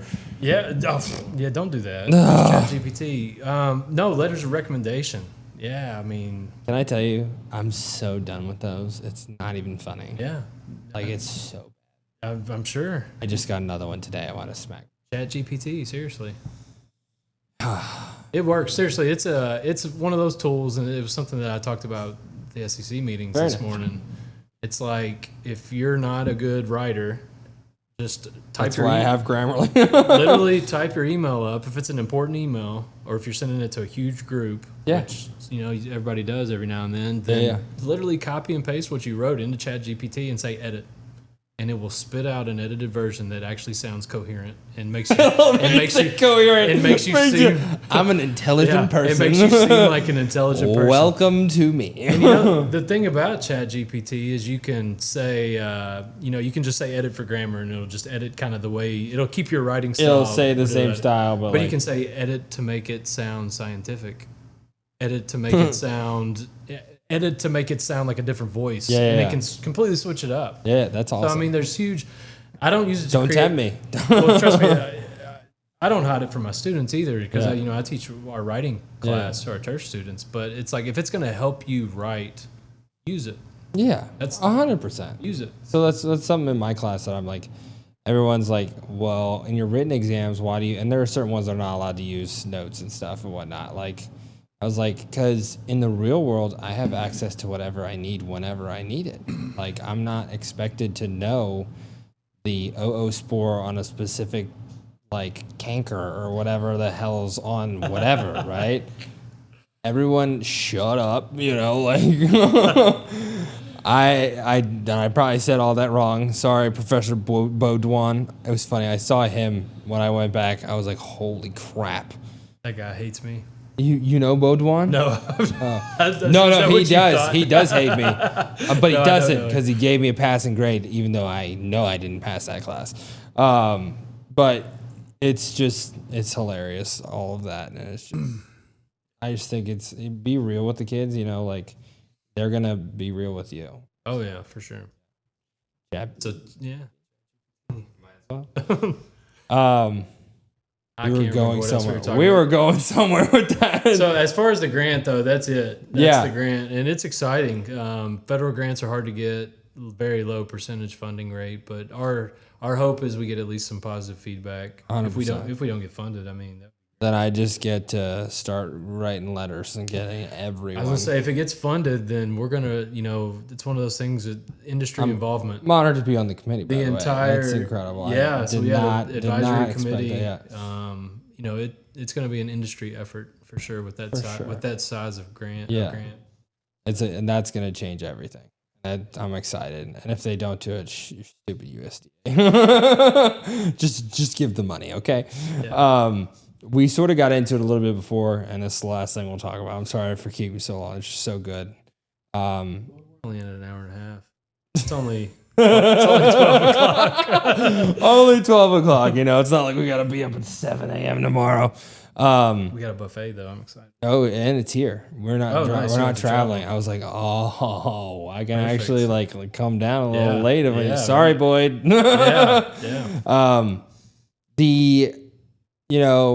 You took over the education committee this year with SFMA, and congratulations on the board appointment and everything that goes with that. What has it been your goal this year, sort of developing what is going to be the Daytona SFMA conference? Sorry. Well, SFMA is making a big push towards technology and innovation, right? So that obviously with my research fits. So it's been kind of nice I actively sought, is that the right word? I actively sought out certain speakers for certain situations. We were talking about robotic mowers earlier. To be sure some of those things were on the agenda. But honestly, a lot of the submitted talks were pretty good. I mean, I think there's a lot of submitted talks. The vast majority of the ones we selected were, all the letters have been sent out, so I think everybody's been notified already. But a lot of the ones were submitted without us having to reach out. So we were able to fill those gaps based on the submissions. So that's just that's an indication that the industry is moving that direction anyway. For sure. So it was refreshing to know that I didn't have to like start calling up people. Hey, let's do it. What I love about what it looks like right now is it's so diverse on a lot of fronts, and it was funny because I was looking at it, I was like, I don't think there's enough human resources. I was like, oh wait, no, there's like it's just hidden, and it's like not in a bad way, but like it's so throughout. It's not just set in one way, you know, that some of the past ones have been. So, and there's some really good speakers. Yeah, like you obviously have your heavy hitters, Hawkins and all those guys that you have.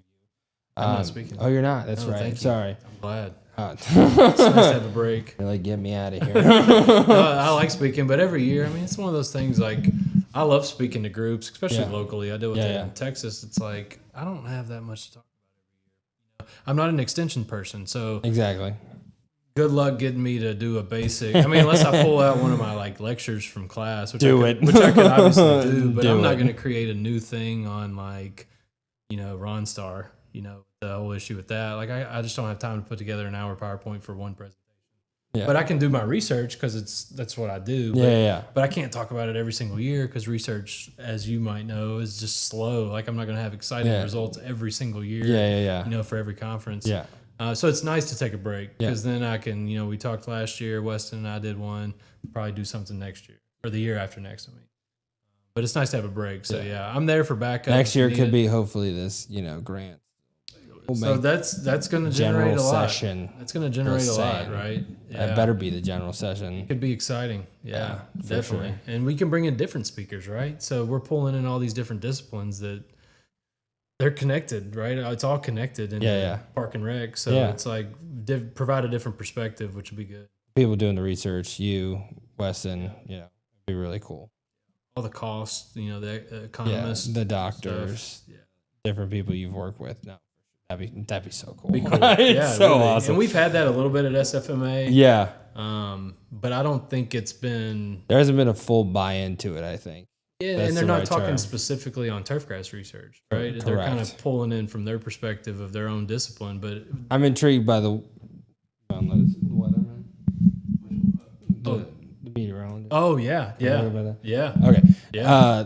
I'm very intrigued on how he's going to give his talk because, I think he'll be good. I think he'll be good, but at the same time, he could just be giving feel on meteorology and like, well, I have a feeling he won't. 'Cause okay. He's in Florida. Okay. Yeah, and I think he deals with a lot of the like spring training. Oh, okay. That's awesome. Yeah, because I think we got the chief Yeah. meteorologist. Oh, Yeah. look at you. He'll probably come I need with the his- best of the best. Send him down. with his hair and his makeup. I'm sure he'll be fine. Yeah.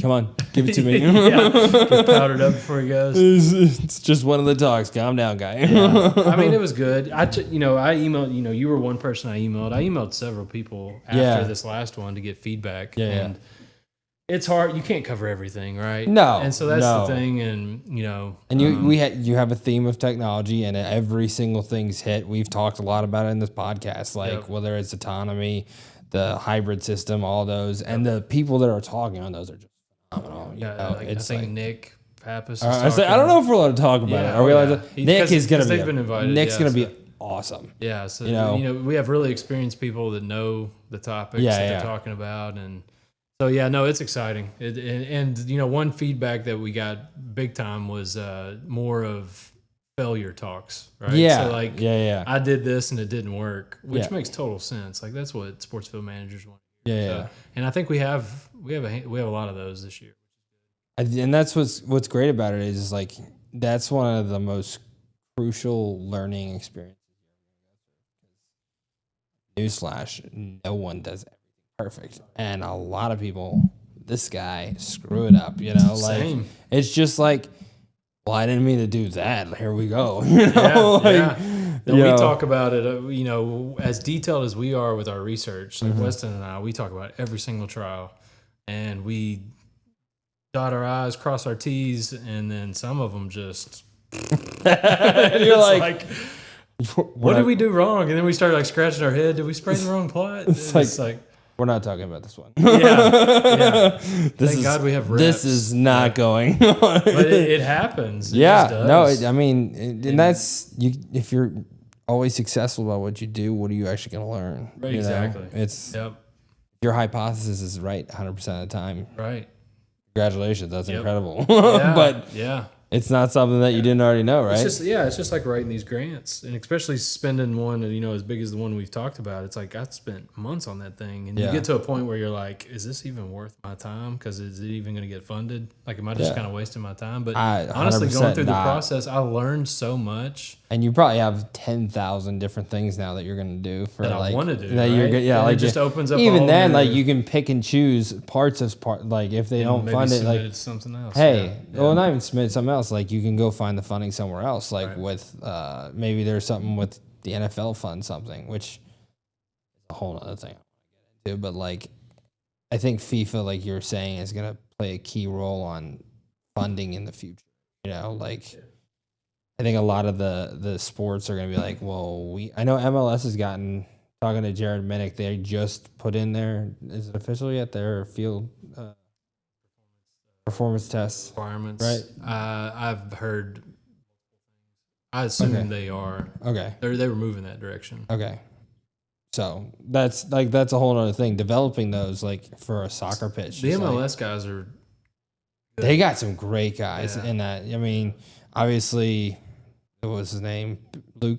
Yep. Luke's there. You have Tanner's here from Tanner was at Austin, Colorado. Yeah, I've been following him. He's had a rough year and he's done a phenomenal job. I mean, the weather's just been awful out there. Tanner's here.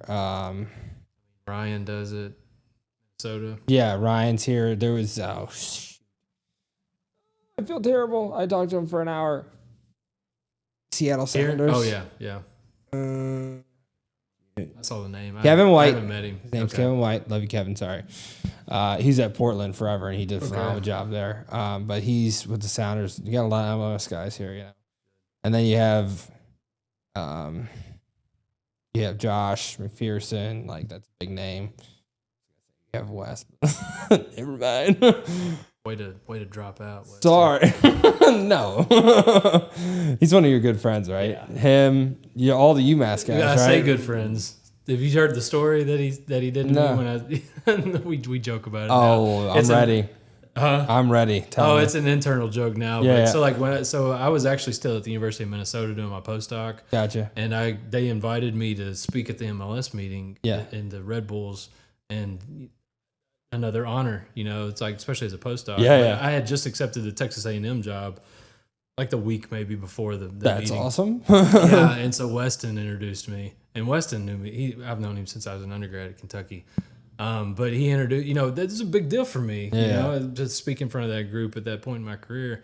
And it was good fun, but he basically introduced me. He said, yeah, this is Chase Straw, blah, blah, blah, and kind of talked about it. And he said, he interned with me when I was at the Red Sox, I was an assistant at the Red Sox. And to be honest, he was probably the last person I would expect to be a professor. I was like, thanks, buddy. Appreciate that. Texas A&M's going to get that back, and it's going to be like, well, I guess we made a mistake here. So now it's a running joke. Anytime either one of us do something, we say that you're the last person I would expect to do that. So he just won that award at SFMA, whatever that was awesome. Yeah. So of course I texted him. I was like, "You're by far the last person I would have ever expected to win that award." Yeah. No. And so now he called me last week to Tell you the we might news. have to cut it. Yeah, but tell the news that he left, and I wanted to text him back. I was like, couldn't handle it. Yeah, you couldn't handle the pressure. Can't cut that. That's amazing. Yeah, you couldn't handle the pressure. Luke got you that field of the year. Oh shit! I love Weston. Oh, he's awesome. Yeah, he's a great guy. It was funny. I hadn't seen him in a while. I got back to SFMA, and he's just got this big grin on his face. I'm like, that's always awesome when you see somebody, But yeah, no, I'm super excited for this one. To be able to bring my kids down, it's gonna be really cool again. I'm done after this one. I'm done. You not going? No, I'm saying like I'm not bringing kids anymore. Students, yeah. So hard. Because what's nice for you guys is you don't have to worry about them. Right. You're not liable. Yeah, right. Me, I lose all my fun. I don't get to go see anybody. You don't get to do anything. Yeah. No. Yeah, I agree. Mm-hmm.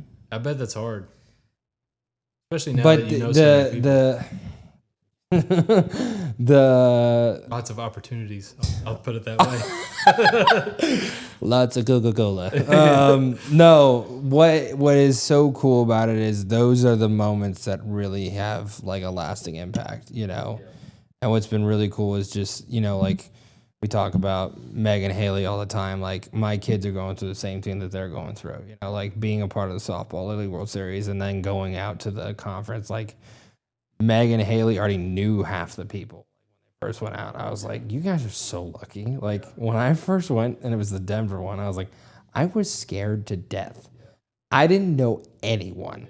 You see someone say that's the groundskeeper of the match. You're like, what do I do? Like I just froze. Oh my gosh. Like, and it's just those conferences and everything, like for a younger individual is something that is just, it changes the game. Oh yeah, for sure. One of my girls, Julie, she's down at St. Louis City with Josh, and she does great work. She has a very bright future, and she's doing incredible things. Got cut off? No, the battery died on the camera, which is fine. She is still trying to figure out what she wants to do, but I feel like every time she goes to the conference, it's like a revitalization. Yep. And I think that's for a lot of people. Agree.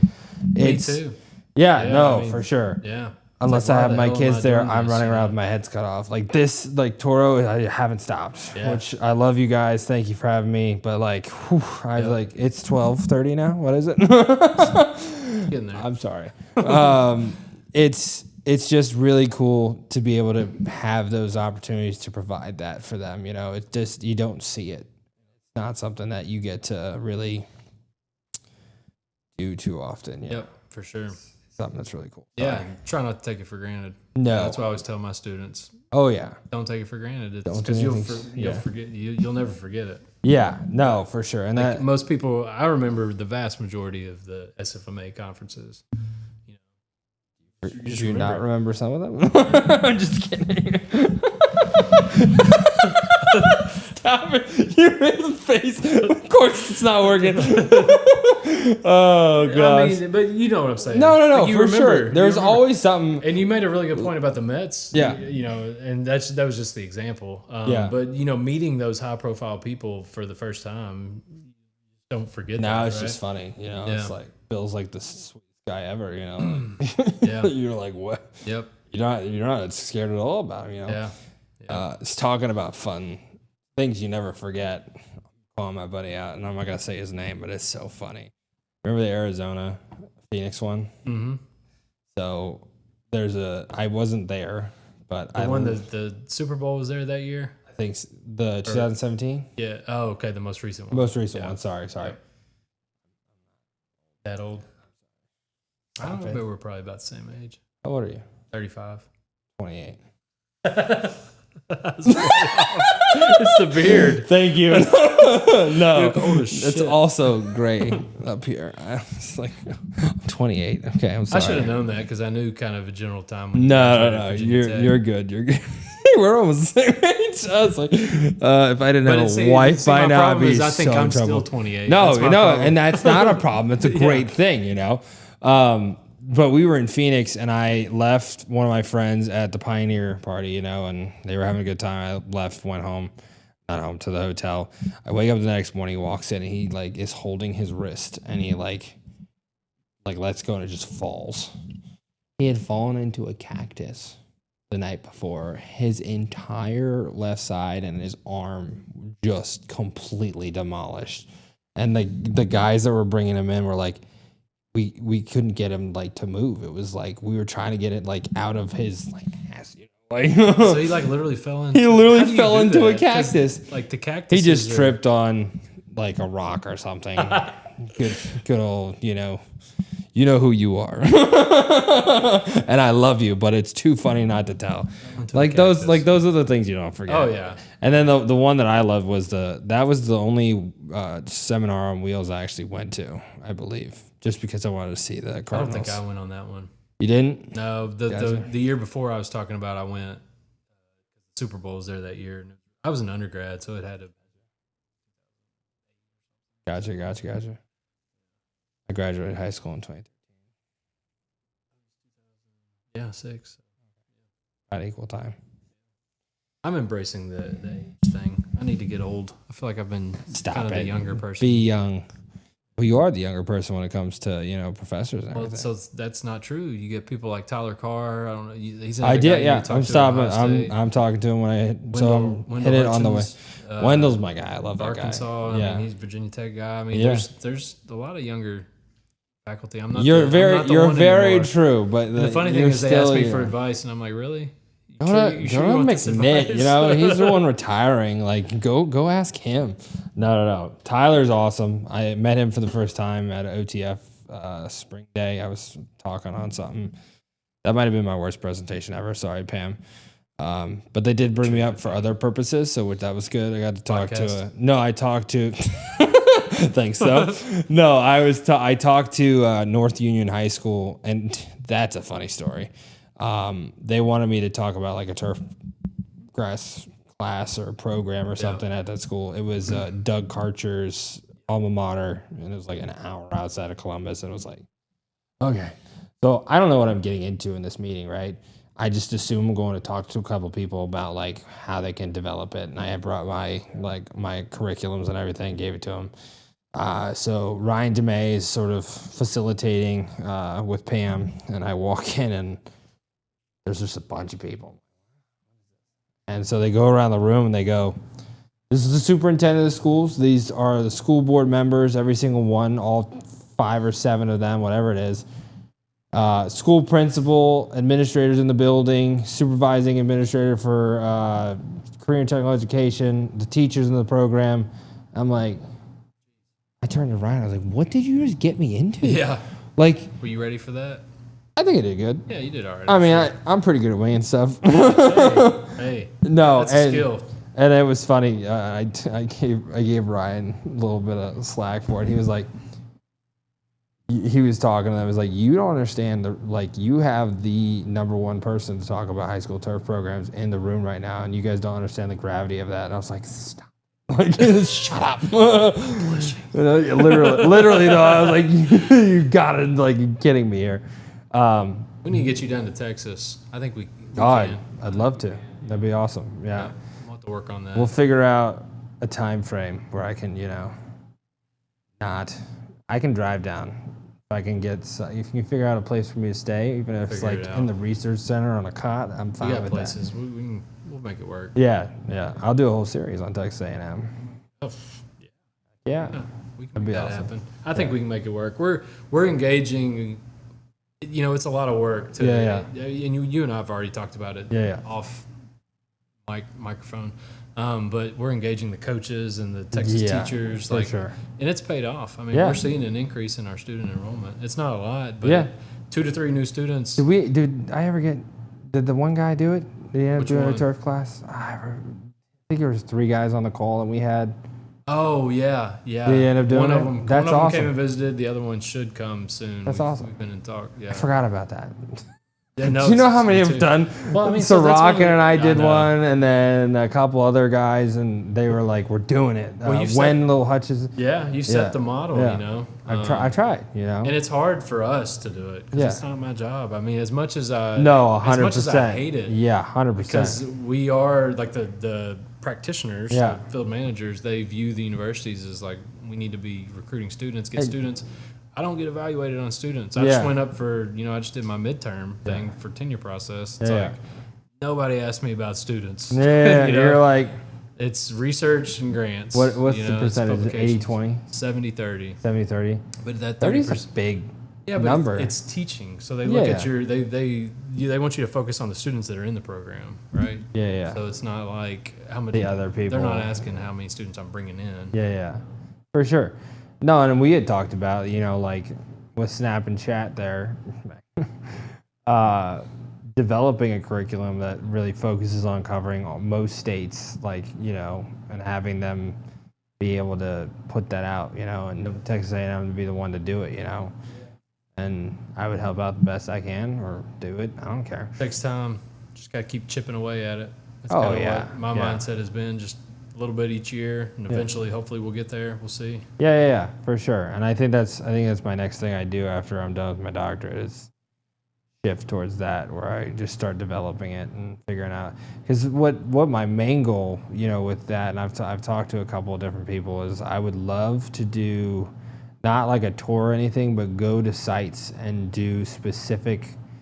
There's a chapter on cultural practices, alleviating thatch or something, like go to a stadium, watch an aerator go, have the professional explain it. Yeah.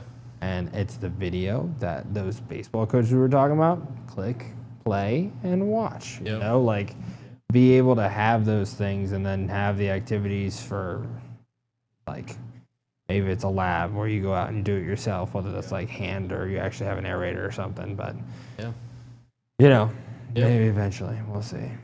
Takes a lot. It's a lot of work. I got a lot of it done already just because of your school. Regular job, right? Wait, really? That's the thing? What? That's the thing. Oh, I can't tell you. My jobs, I feel like I've got 4 of them.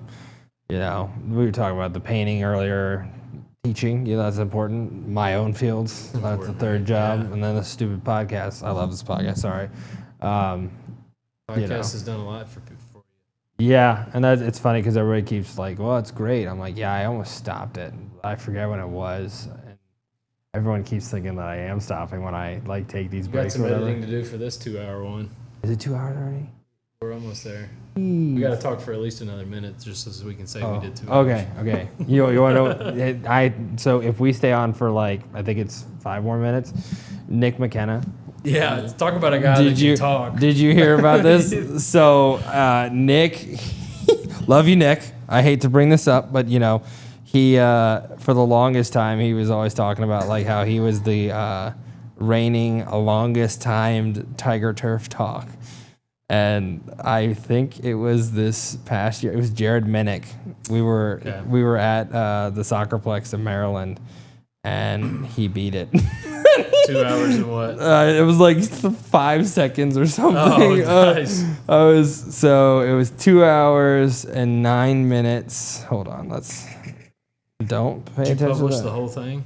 Or Yeah. did you? Yeah. You did. Nice. Why wouldn't I? 2 hours, 8 minutes, 56 seconds. And then Nick's is, holy shit. I've been doing this a long time.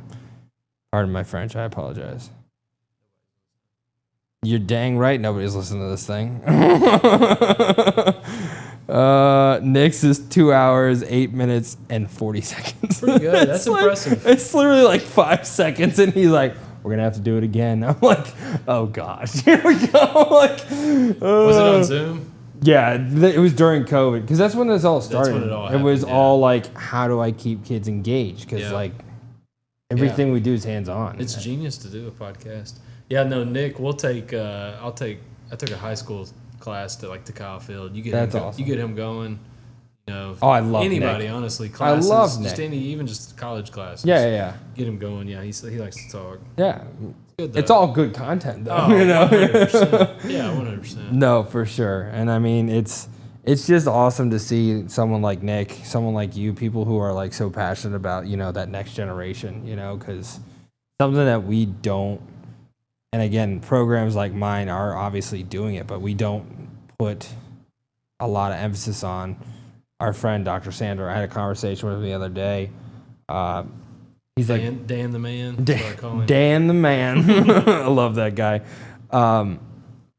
We keep tiptoeing around like actually doing something, and I was talking about earlier with like SFMA and going to the table, but Yeah.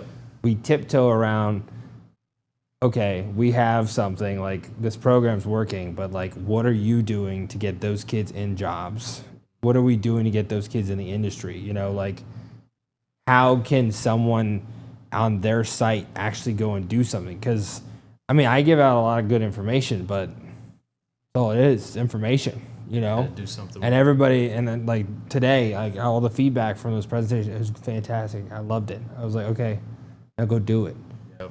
But I'm not the one that's gonna like keep you, you know, Can't make honest. You know, you can't make anyone do anything. But Dan was really like, it was eye opening because I give these talks and I do all this work and I try. And the reason the podcast is so important, I think, is because it's so easily accessible for someone who's just like, really? Like, I could do that, you Yeah. know? And those are the things that I think are so critical and so undervalued. Oh, 100%. The little things. It is the little things. The little things that, I mean, just going back to the communication, emails and Yeah. Getting back to texting people. and basic skills. Yeah. Chat GPT. You're really gonna kill me with that one, aren't you?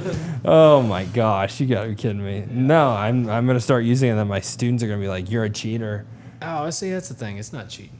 The resources are readily available to you. It's funny. I got in an argument with my cousins a couple days ago in Chicago, and it was like AI and everything like that's coming. I'm like, you guys don't understand. AI is going to take over your job in like 5 years. And I was like, guess what? You can't AI grass. I was like, that's right. My job is safe. But can you, though? That's Don't even, no. Stop it. Stop So, with do you want me this. to tell you how you can? Oh, gosh. Here we go. Go ahead. I mean, I'd love to hear this. AI, well, you're already doing it, and you don't even realize it. Well, okay, you're not, but there are people are doing it, and you don't realize it. I mean, all the modeling, Okay. PGRs, Yeah. modeling, all that, predictive stuff, Yeah. fungicide, the dollar spot models you see. Yeah. But it's going to happen with drones, image detection. Okay. AI, Weeds. yes, in Weeds. that sense, but It's there's it's still coming. someone that's doing it. 100%. Yeah. Yeah, 100%. Grass is still a real thing, is what I'm saying. It is, yes, but it's No, it's, but that's going so back to your cool. point though. It's making your job easier. It's Yeah. making your decisions easier. Oh, 100%. Well, you know, again, back to Travis, is like there's so much data-driven decisions made that like I never made a data-driven decision like that. Like, why would I think about that? You know, I'm a high school field. Like, it's so cool to see this generation, you know, come in and notice that, especially like with what you're doing, data is just going to be the end all be all because it always has been. We just haven't done it, you know? So, I'm going to wrap it up on this one. You said that's fine. You want to do No, more? let's keep going. 5 more minutes. We got it. Oh, okay. What's your favorite movie? I don't have. Yeah. Love Jared. We're doing this for Love Jared, but I Nick. gotta beat Nick. Okay. Oh. We'll stop like at the 2-second mark right before. No. So, how is everything at College Station right now? I mean, we didn't really get into that at all. Yeah, no, we're good. The research facility's good. You know, one thing we've been really trying to work on the last 3.5 years is just increase our variety of grasses. So, you know, we have iron cutter, Tahoma. You know, I think the only Bermuda grass we don't have. Well, we don't have as far as the newer varieties. We don't have Northbridge. Which is getting popular. Beast. Yeah, it's getting popular in the SEC. Have you talked to them at all? Because I've talked to Brandon and I know Drew's putting it in at Bama. I think that's really interesting. Which one, Iron Cutter? No, Northbridge. Yeah, a lot of people are apparently. Because Northbridge was meant for, Kansas City Right. and the transition zone, and that's not in the transition zone. Yeah. And you're looking at your 419s and your Tiffway, all your golden boys down there that love it, it's just getting completely trampled. Yeah, they have it at our recreational, intramural complex. Gotcha. On campus. Yeah. Not on the fields, but in like a common area. Okay. It does really well, actually, the Northbridge. So that was my decision, was Iron Cutter or Northbridge. I wasn't going to do Tahoma, which everybody thought I was insane. I mean, you're splitting hairs, right? Yeah. The newer varieties, they're all so good. They all have their issues, right? I mean, personally, and I'm a Georgia guy, so I can say that Tiff Tough is I love Tiff Tough. Yeah. Tiff Tough's awesome. But I mean, Latitude 36 is good. What are some of the other ones? The Tahoma, Latitude, New Celebration. Celebration. What is the Celebration name for Hybrid, I think. Hybrid, yeah. I heard that's really good. Yeah, they just. It's definitely meant for warmer climates. Though. Talking with Craig Potts, he's now at Sod Solutions. They Yeah. apparently just sold their first truckload. That's awesome. So it's starting, and we're trying to get some of that. So that's one thing we're trying to do is increase our varieties, and just to have them. Right, we got the Seashore Paspalum. We tried. Oh, we never talked about that. We'll get to that. Platinum TE, yeah. So and we wanted that primarily because Austin has it. I was gonna say, it's right nearby. Houston has it. Dynamo. Yeah. And they oversee. They do a lot of really interesting things that there's just not a lot of research on it out there. Yeah. So yeah, that's kind of the big thing we got going on now. But we fight so many. We have horrible water quality and horrible soil. So it's if you can grow grass in College Station, and especially if you can grow it at a research facility, then it's pretty damn good. Congrats, Nick. Great job. Yeah, seriously. Yeah, he deals with it. Yeah, he deals with it. They do such a good job. Yeah. Yeah, they do. We're so lucky to have. I'm surprised he's honestly, not here. I'm not gonna be honest. Yeah. I'm very surprised. Yeah. But his staff, it's kind of cool, and you're starting to see it now. But he's got 2 of my former students.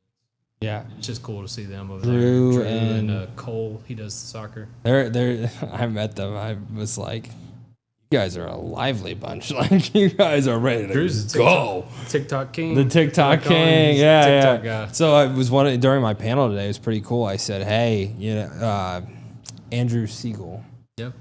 Told me to tell you that. I was just that's why I was so. Oh, late. okay. So I late felt terrible. I was like, oh, I forgot to tell him.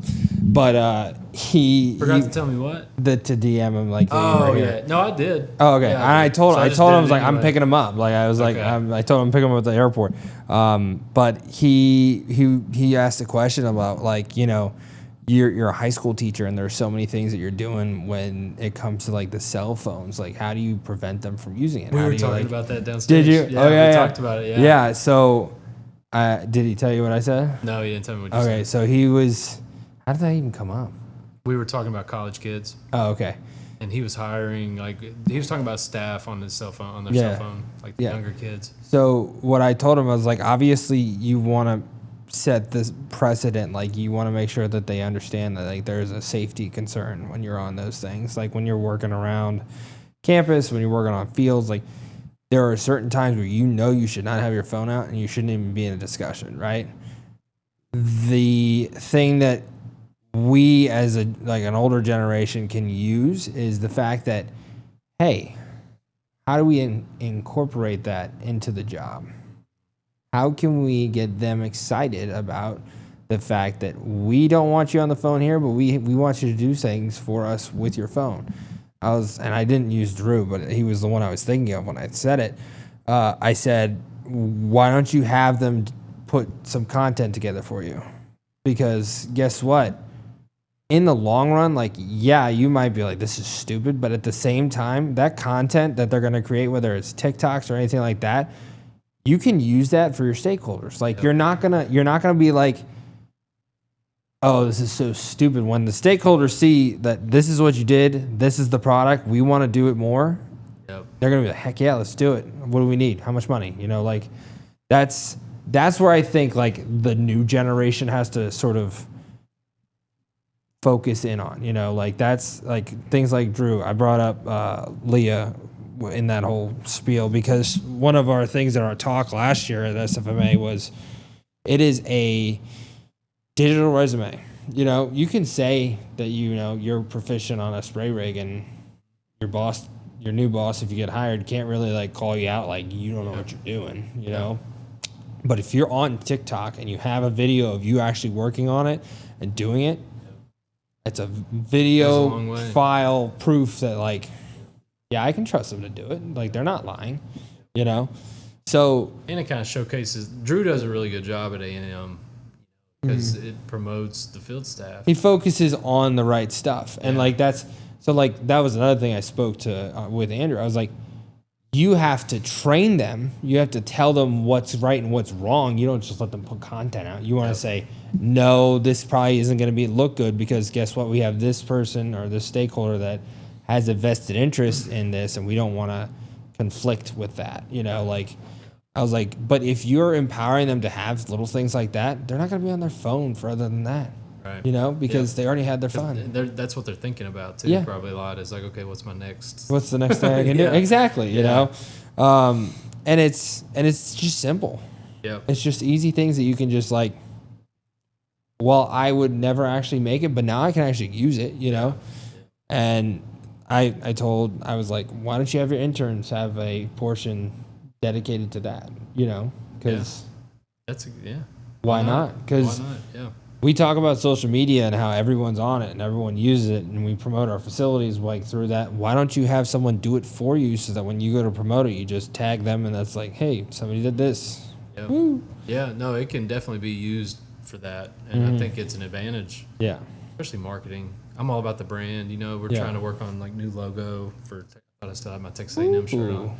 Yeah, you can only do so much though. That's the thing. Me see. I can talk about that forever. They don't let you use the block T for certain. Around it. Bastards. Yeah. I know. My department head said, "Go out of state. Just go out of state and get something." Good idea. Let me know. I got somebody. Yeah. My brothers can do that actually. Okay. Yeah. Just let me know what you want. I'll get you on a call with them. They'll put it together, and then I can get it stitched. Okay. My girl Sarah at Slopers. Helps having that person. Yeah.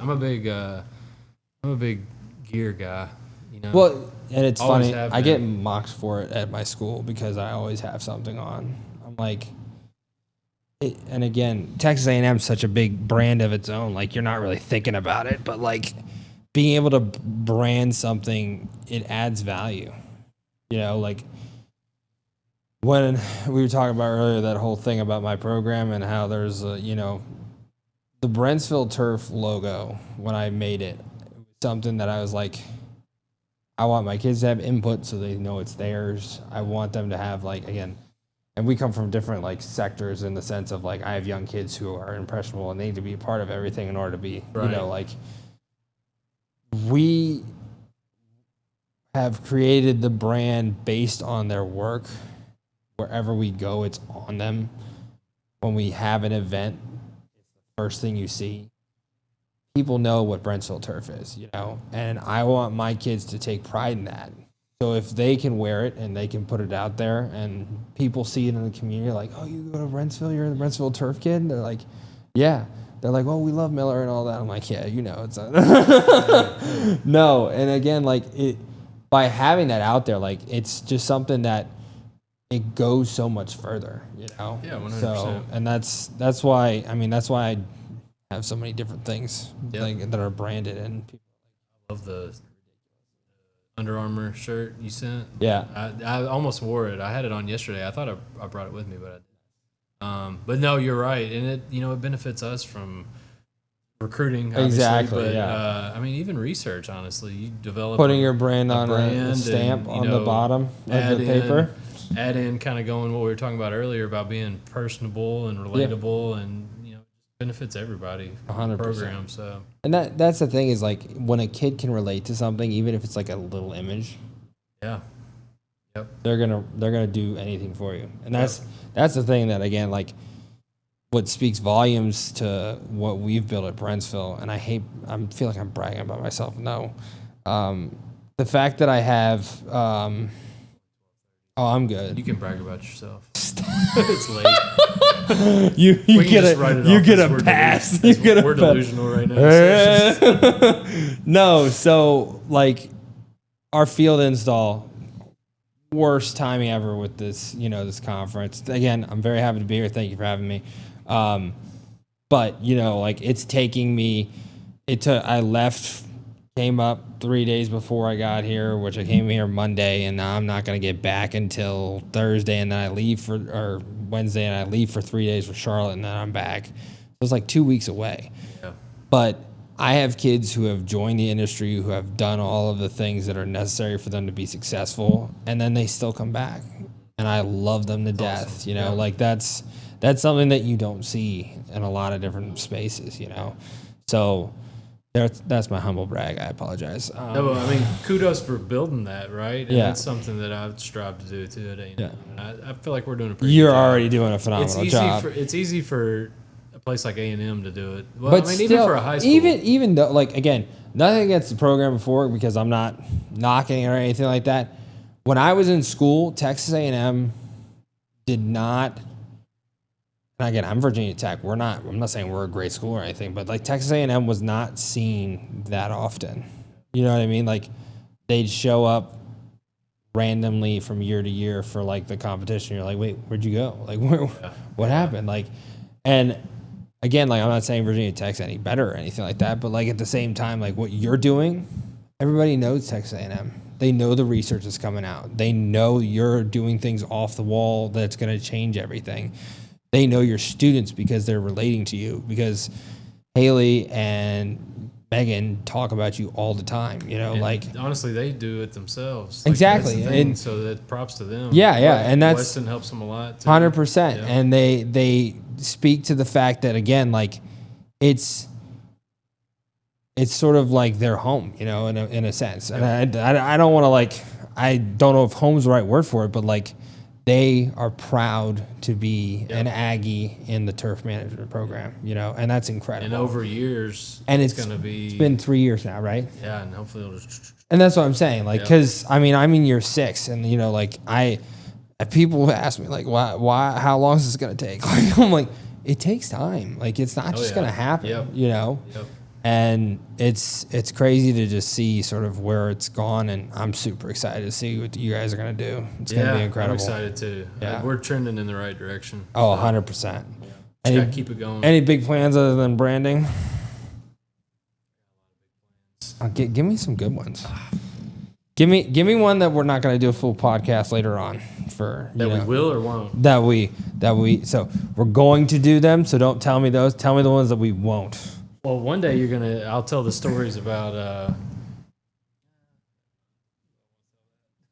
I got this thing that I do with my students, and I've only done it 2 years, and they love it. And you talk about overnight trips, Yeah. but it's not as fun with high school kids. But I take my class on an overnight trip, and it's a bonding experience. Yeah. And over the 2 years that we've done it, I've heard a lot of positive feedback. That's awesome. I'll say that. Yeah. Because like those are things you remember. Yes, and it's a lot of work to put them together. We go visit some really cool places, and I know they're going to go out that one night and probably go have a lot of fun. Too much fun, but I was like, the only way I behave, get mad, come back to the room. The only way I get mad, because I have juniors and seniors. So they're already 21. I'm not dealing with freshmen, right? But yeah, they're stay away. yeah, these are they're getting ready to graduate. A lot of them already have jobs lined up, right? That's so awesome. it's like I want them to know their fellow turf students, right? Because there was only 6 students at Kentucky when I was there, but I still talked to probably 3 of them regularly. 2 at Tech. no way. Yeah. When you were there? Yeah. Really? How there was more It's than that. there is now. They're all my kids. Hey. There's like 10, I think, and it's this is funny because the award I talked about. Did we talk about that a little bit? On the- Mine from Tech. Oh, yeah. Okay, so Yeah. we were down there and they were giving the speech at the official one, and it's like, and Drew has provided like X amount of students, which makes up X amount of the percent. I was like, 100%. I see what happened here. It's hard. So No, that's another no, it's conversation. just- Getting yeah. into the school. Yeah, so we had this whole thing, and we'll bring Franco up because I love the kid to death. I still come in contact. I still keep it in his head that master's at Texas A&M because that's gonna be freaking awesome if that actually happens. That was so deflating. I know, and it was just like, cause he did everything that he could. There wasn't anything else that he could do. Yeah. And Virginia Tech's the same way. Yeah. You have to have like a 4.0. Like, guys, Insane. like, why? Yeah. Why are we holding the standards of engineering? And I'm not telling you to like downplay a GPA. That's my big thing. But if you have a student who's in my program, who has spent the time, who has done due diligence, has been vetted and blah, blah, blah, and they have A's and B's, have like a 3.7, why would you not want that? Yeah. Yep. It just doesn't make any sense, But what was crazy to me was back to the Ohio trip when I was in the room with the superintendent and stuff, like what Pam and what Doug Karcher like provided. Like, So Doug is doing a really good job. yes, I think he's that's what you're talking making about. Yeah. changes so that they can To the admit kids. requirements. I'm like, are you? Yeah. How do you have power to do that? Yeah. Because and you can speak to this for Texas A&M. Do you actually have any like relationship with admissions? Like, that's crazy. But the department head would, so Doug would, right? So he could. And so Yeah. that's what he's doing. And that's And I'm sure It's ours insane. is too, because we have a really good one too. Yeah. But- shout out to the department chair. Yeah, I but know it's who just you so are, but- hard. Well, so our department chair is David Baldensberger. So quick fact about him: Oh. his uncle is Arden Baldensberger. You've heard of the variety Princess 77? Ooh, He was the breeder for that, that's awesome. which has gotten changed to Arden 15. Still longer Princess 77. So back in the day, he used to do seeded varieties. Yeah. So he's a big. So our department has a huge supporter of Just turf say, grass. that's awesome. Huge supporter Yeah, of turf that's grass, awesome. So it helps. But as far as admissions, yeah, it's hard. And And it doesn't help. Like, there was an athlete the other day that he quit high school early. So he went somewhere in the SEC, but he's a quarterback. He he was a junior, right? had a 5.34 GPA. Yeah, seriously. Like, come on, man. Seriously. We have certain people that have standards, in the 4.0s. Like, I don't think I would have gotten into I'm going to say Kentucky. something that you're probably going to be pissed at. I had a 4.6 when I graduated. Are you kidding me? No, I'm dead serious. A 4.6? Yeah. So the Miller family. How does that even happen? That's a great question because I'm stupid. That's insane. So again, we come from a family of educators. My dad obviously held us to a very high standard and everything that like comes with that, right? And my mom is the one that like you're grounded if you have a B type of You're thing. the reason. So 4.6. yeah. So my older brother graduated 4.1. My sister graduated with 5.0. That jerk. A 5 what? 5.0. How does that even happen? She got straight A's and took 7 advanced place classes her See, I just don't think I had that junior option. and senior year. I don't think I had that option when I was Yeah. in high school. Yeah. So There were some AP classes, right? But there wasn't AP as is much the same as there thing is as now, IB. right? Yeah. So I had like 2 classes I had a B in because they were the higher level and it was an A weighted, and that's why not a B below A. I don't even know what it was, but Yeah. that's why I had a 4.6, and it was like I was like, how did I do this? Yeah. And then little Kenny was perfect. He got like you want to know what the craziest thing is? You know what's ruining education? I was the 6th ranked person in my class. That meant there was many people? 5 people more, 855. Yeah, we had Talk that. to a Talk genius about over a here. long freaking graduation ceremony. I bet. Oh my gosh, 4.5 hours in 100-degree heat. I was like, You were know a lot about you. Yeah. 28. Yeah. Basically, valedictorian over here. You know, it's funny. I graduated college with like a 2.9. That's exactly what I had. Like literally, like, and I'm again, love you, Dr. Goatley. You know, I came to all of your classes. I skipped a bunch just because, like, even when I went to character. soils, my soils teacher, Didn't like him. God bless him. Still there? No. Have you ever heard of Dr. Daniels? He had this stutter. I would get a headache in class trying to, you know, like, and again, I'm not mocking anybody. I apologize if that's it's offensive, but like, it literally just hurt my head to try and focus, and I just gave up. That's some of that. Sometimes that can. And the reason I did is everybody that didn't show up had better grades because they just did it on their own. You know, they didn't have to like listen to it. You know, I bet Mama was mad. Mama Miller. She doesn't know. 2.9. Oh, 2.9. Oh no, she wasn't happy about that. Do I care? No, because I had a master's degree and now I'm in a doctoral program. Let's talk about that. Who hell accepts that, you know, with a 2.9 as an undergraduate? And it's like, that was the funniest acceptance ever. I was like, during COVID, losing my mind. I was like, oh, I gotta figure this out. And it's like, I need to do something, you know? It's like, so I might as well go back to school. Why not? So I type in, like, it was just like an information thing. It wasn't like an application, right? And I get an email back the next day, you're in. I'm like, what? Really? Like, literally, I'm now like, I have to actually do it? I was like, no. And they're like, you start in a week. I'm like, no. So, yeah, it was kind of crazy. Did not expect that. So, here we are now. It all works out, right? Crawling to the finish line. You got it. You'll do it. Yeah, no, I'm excited. I'm excited to be done. I'll be honest.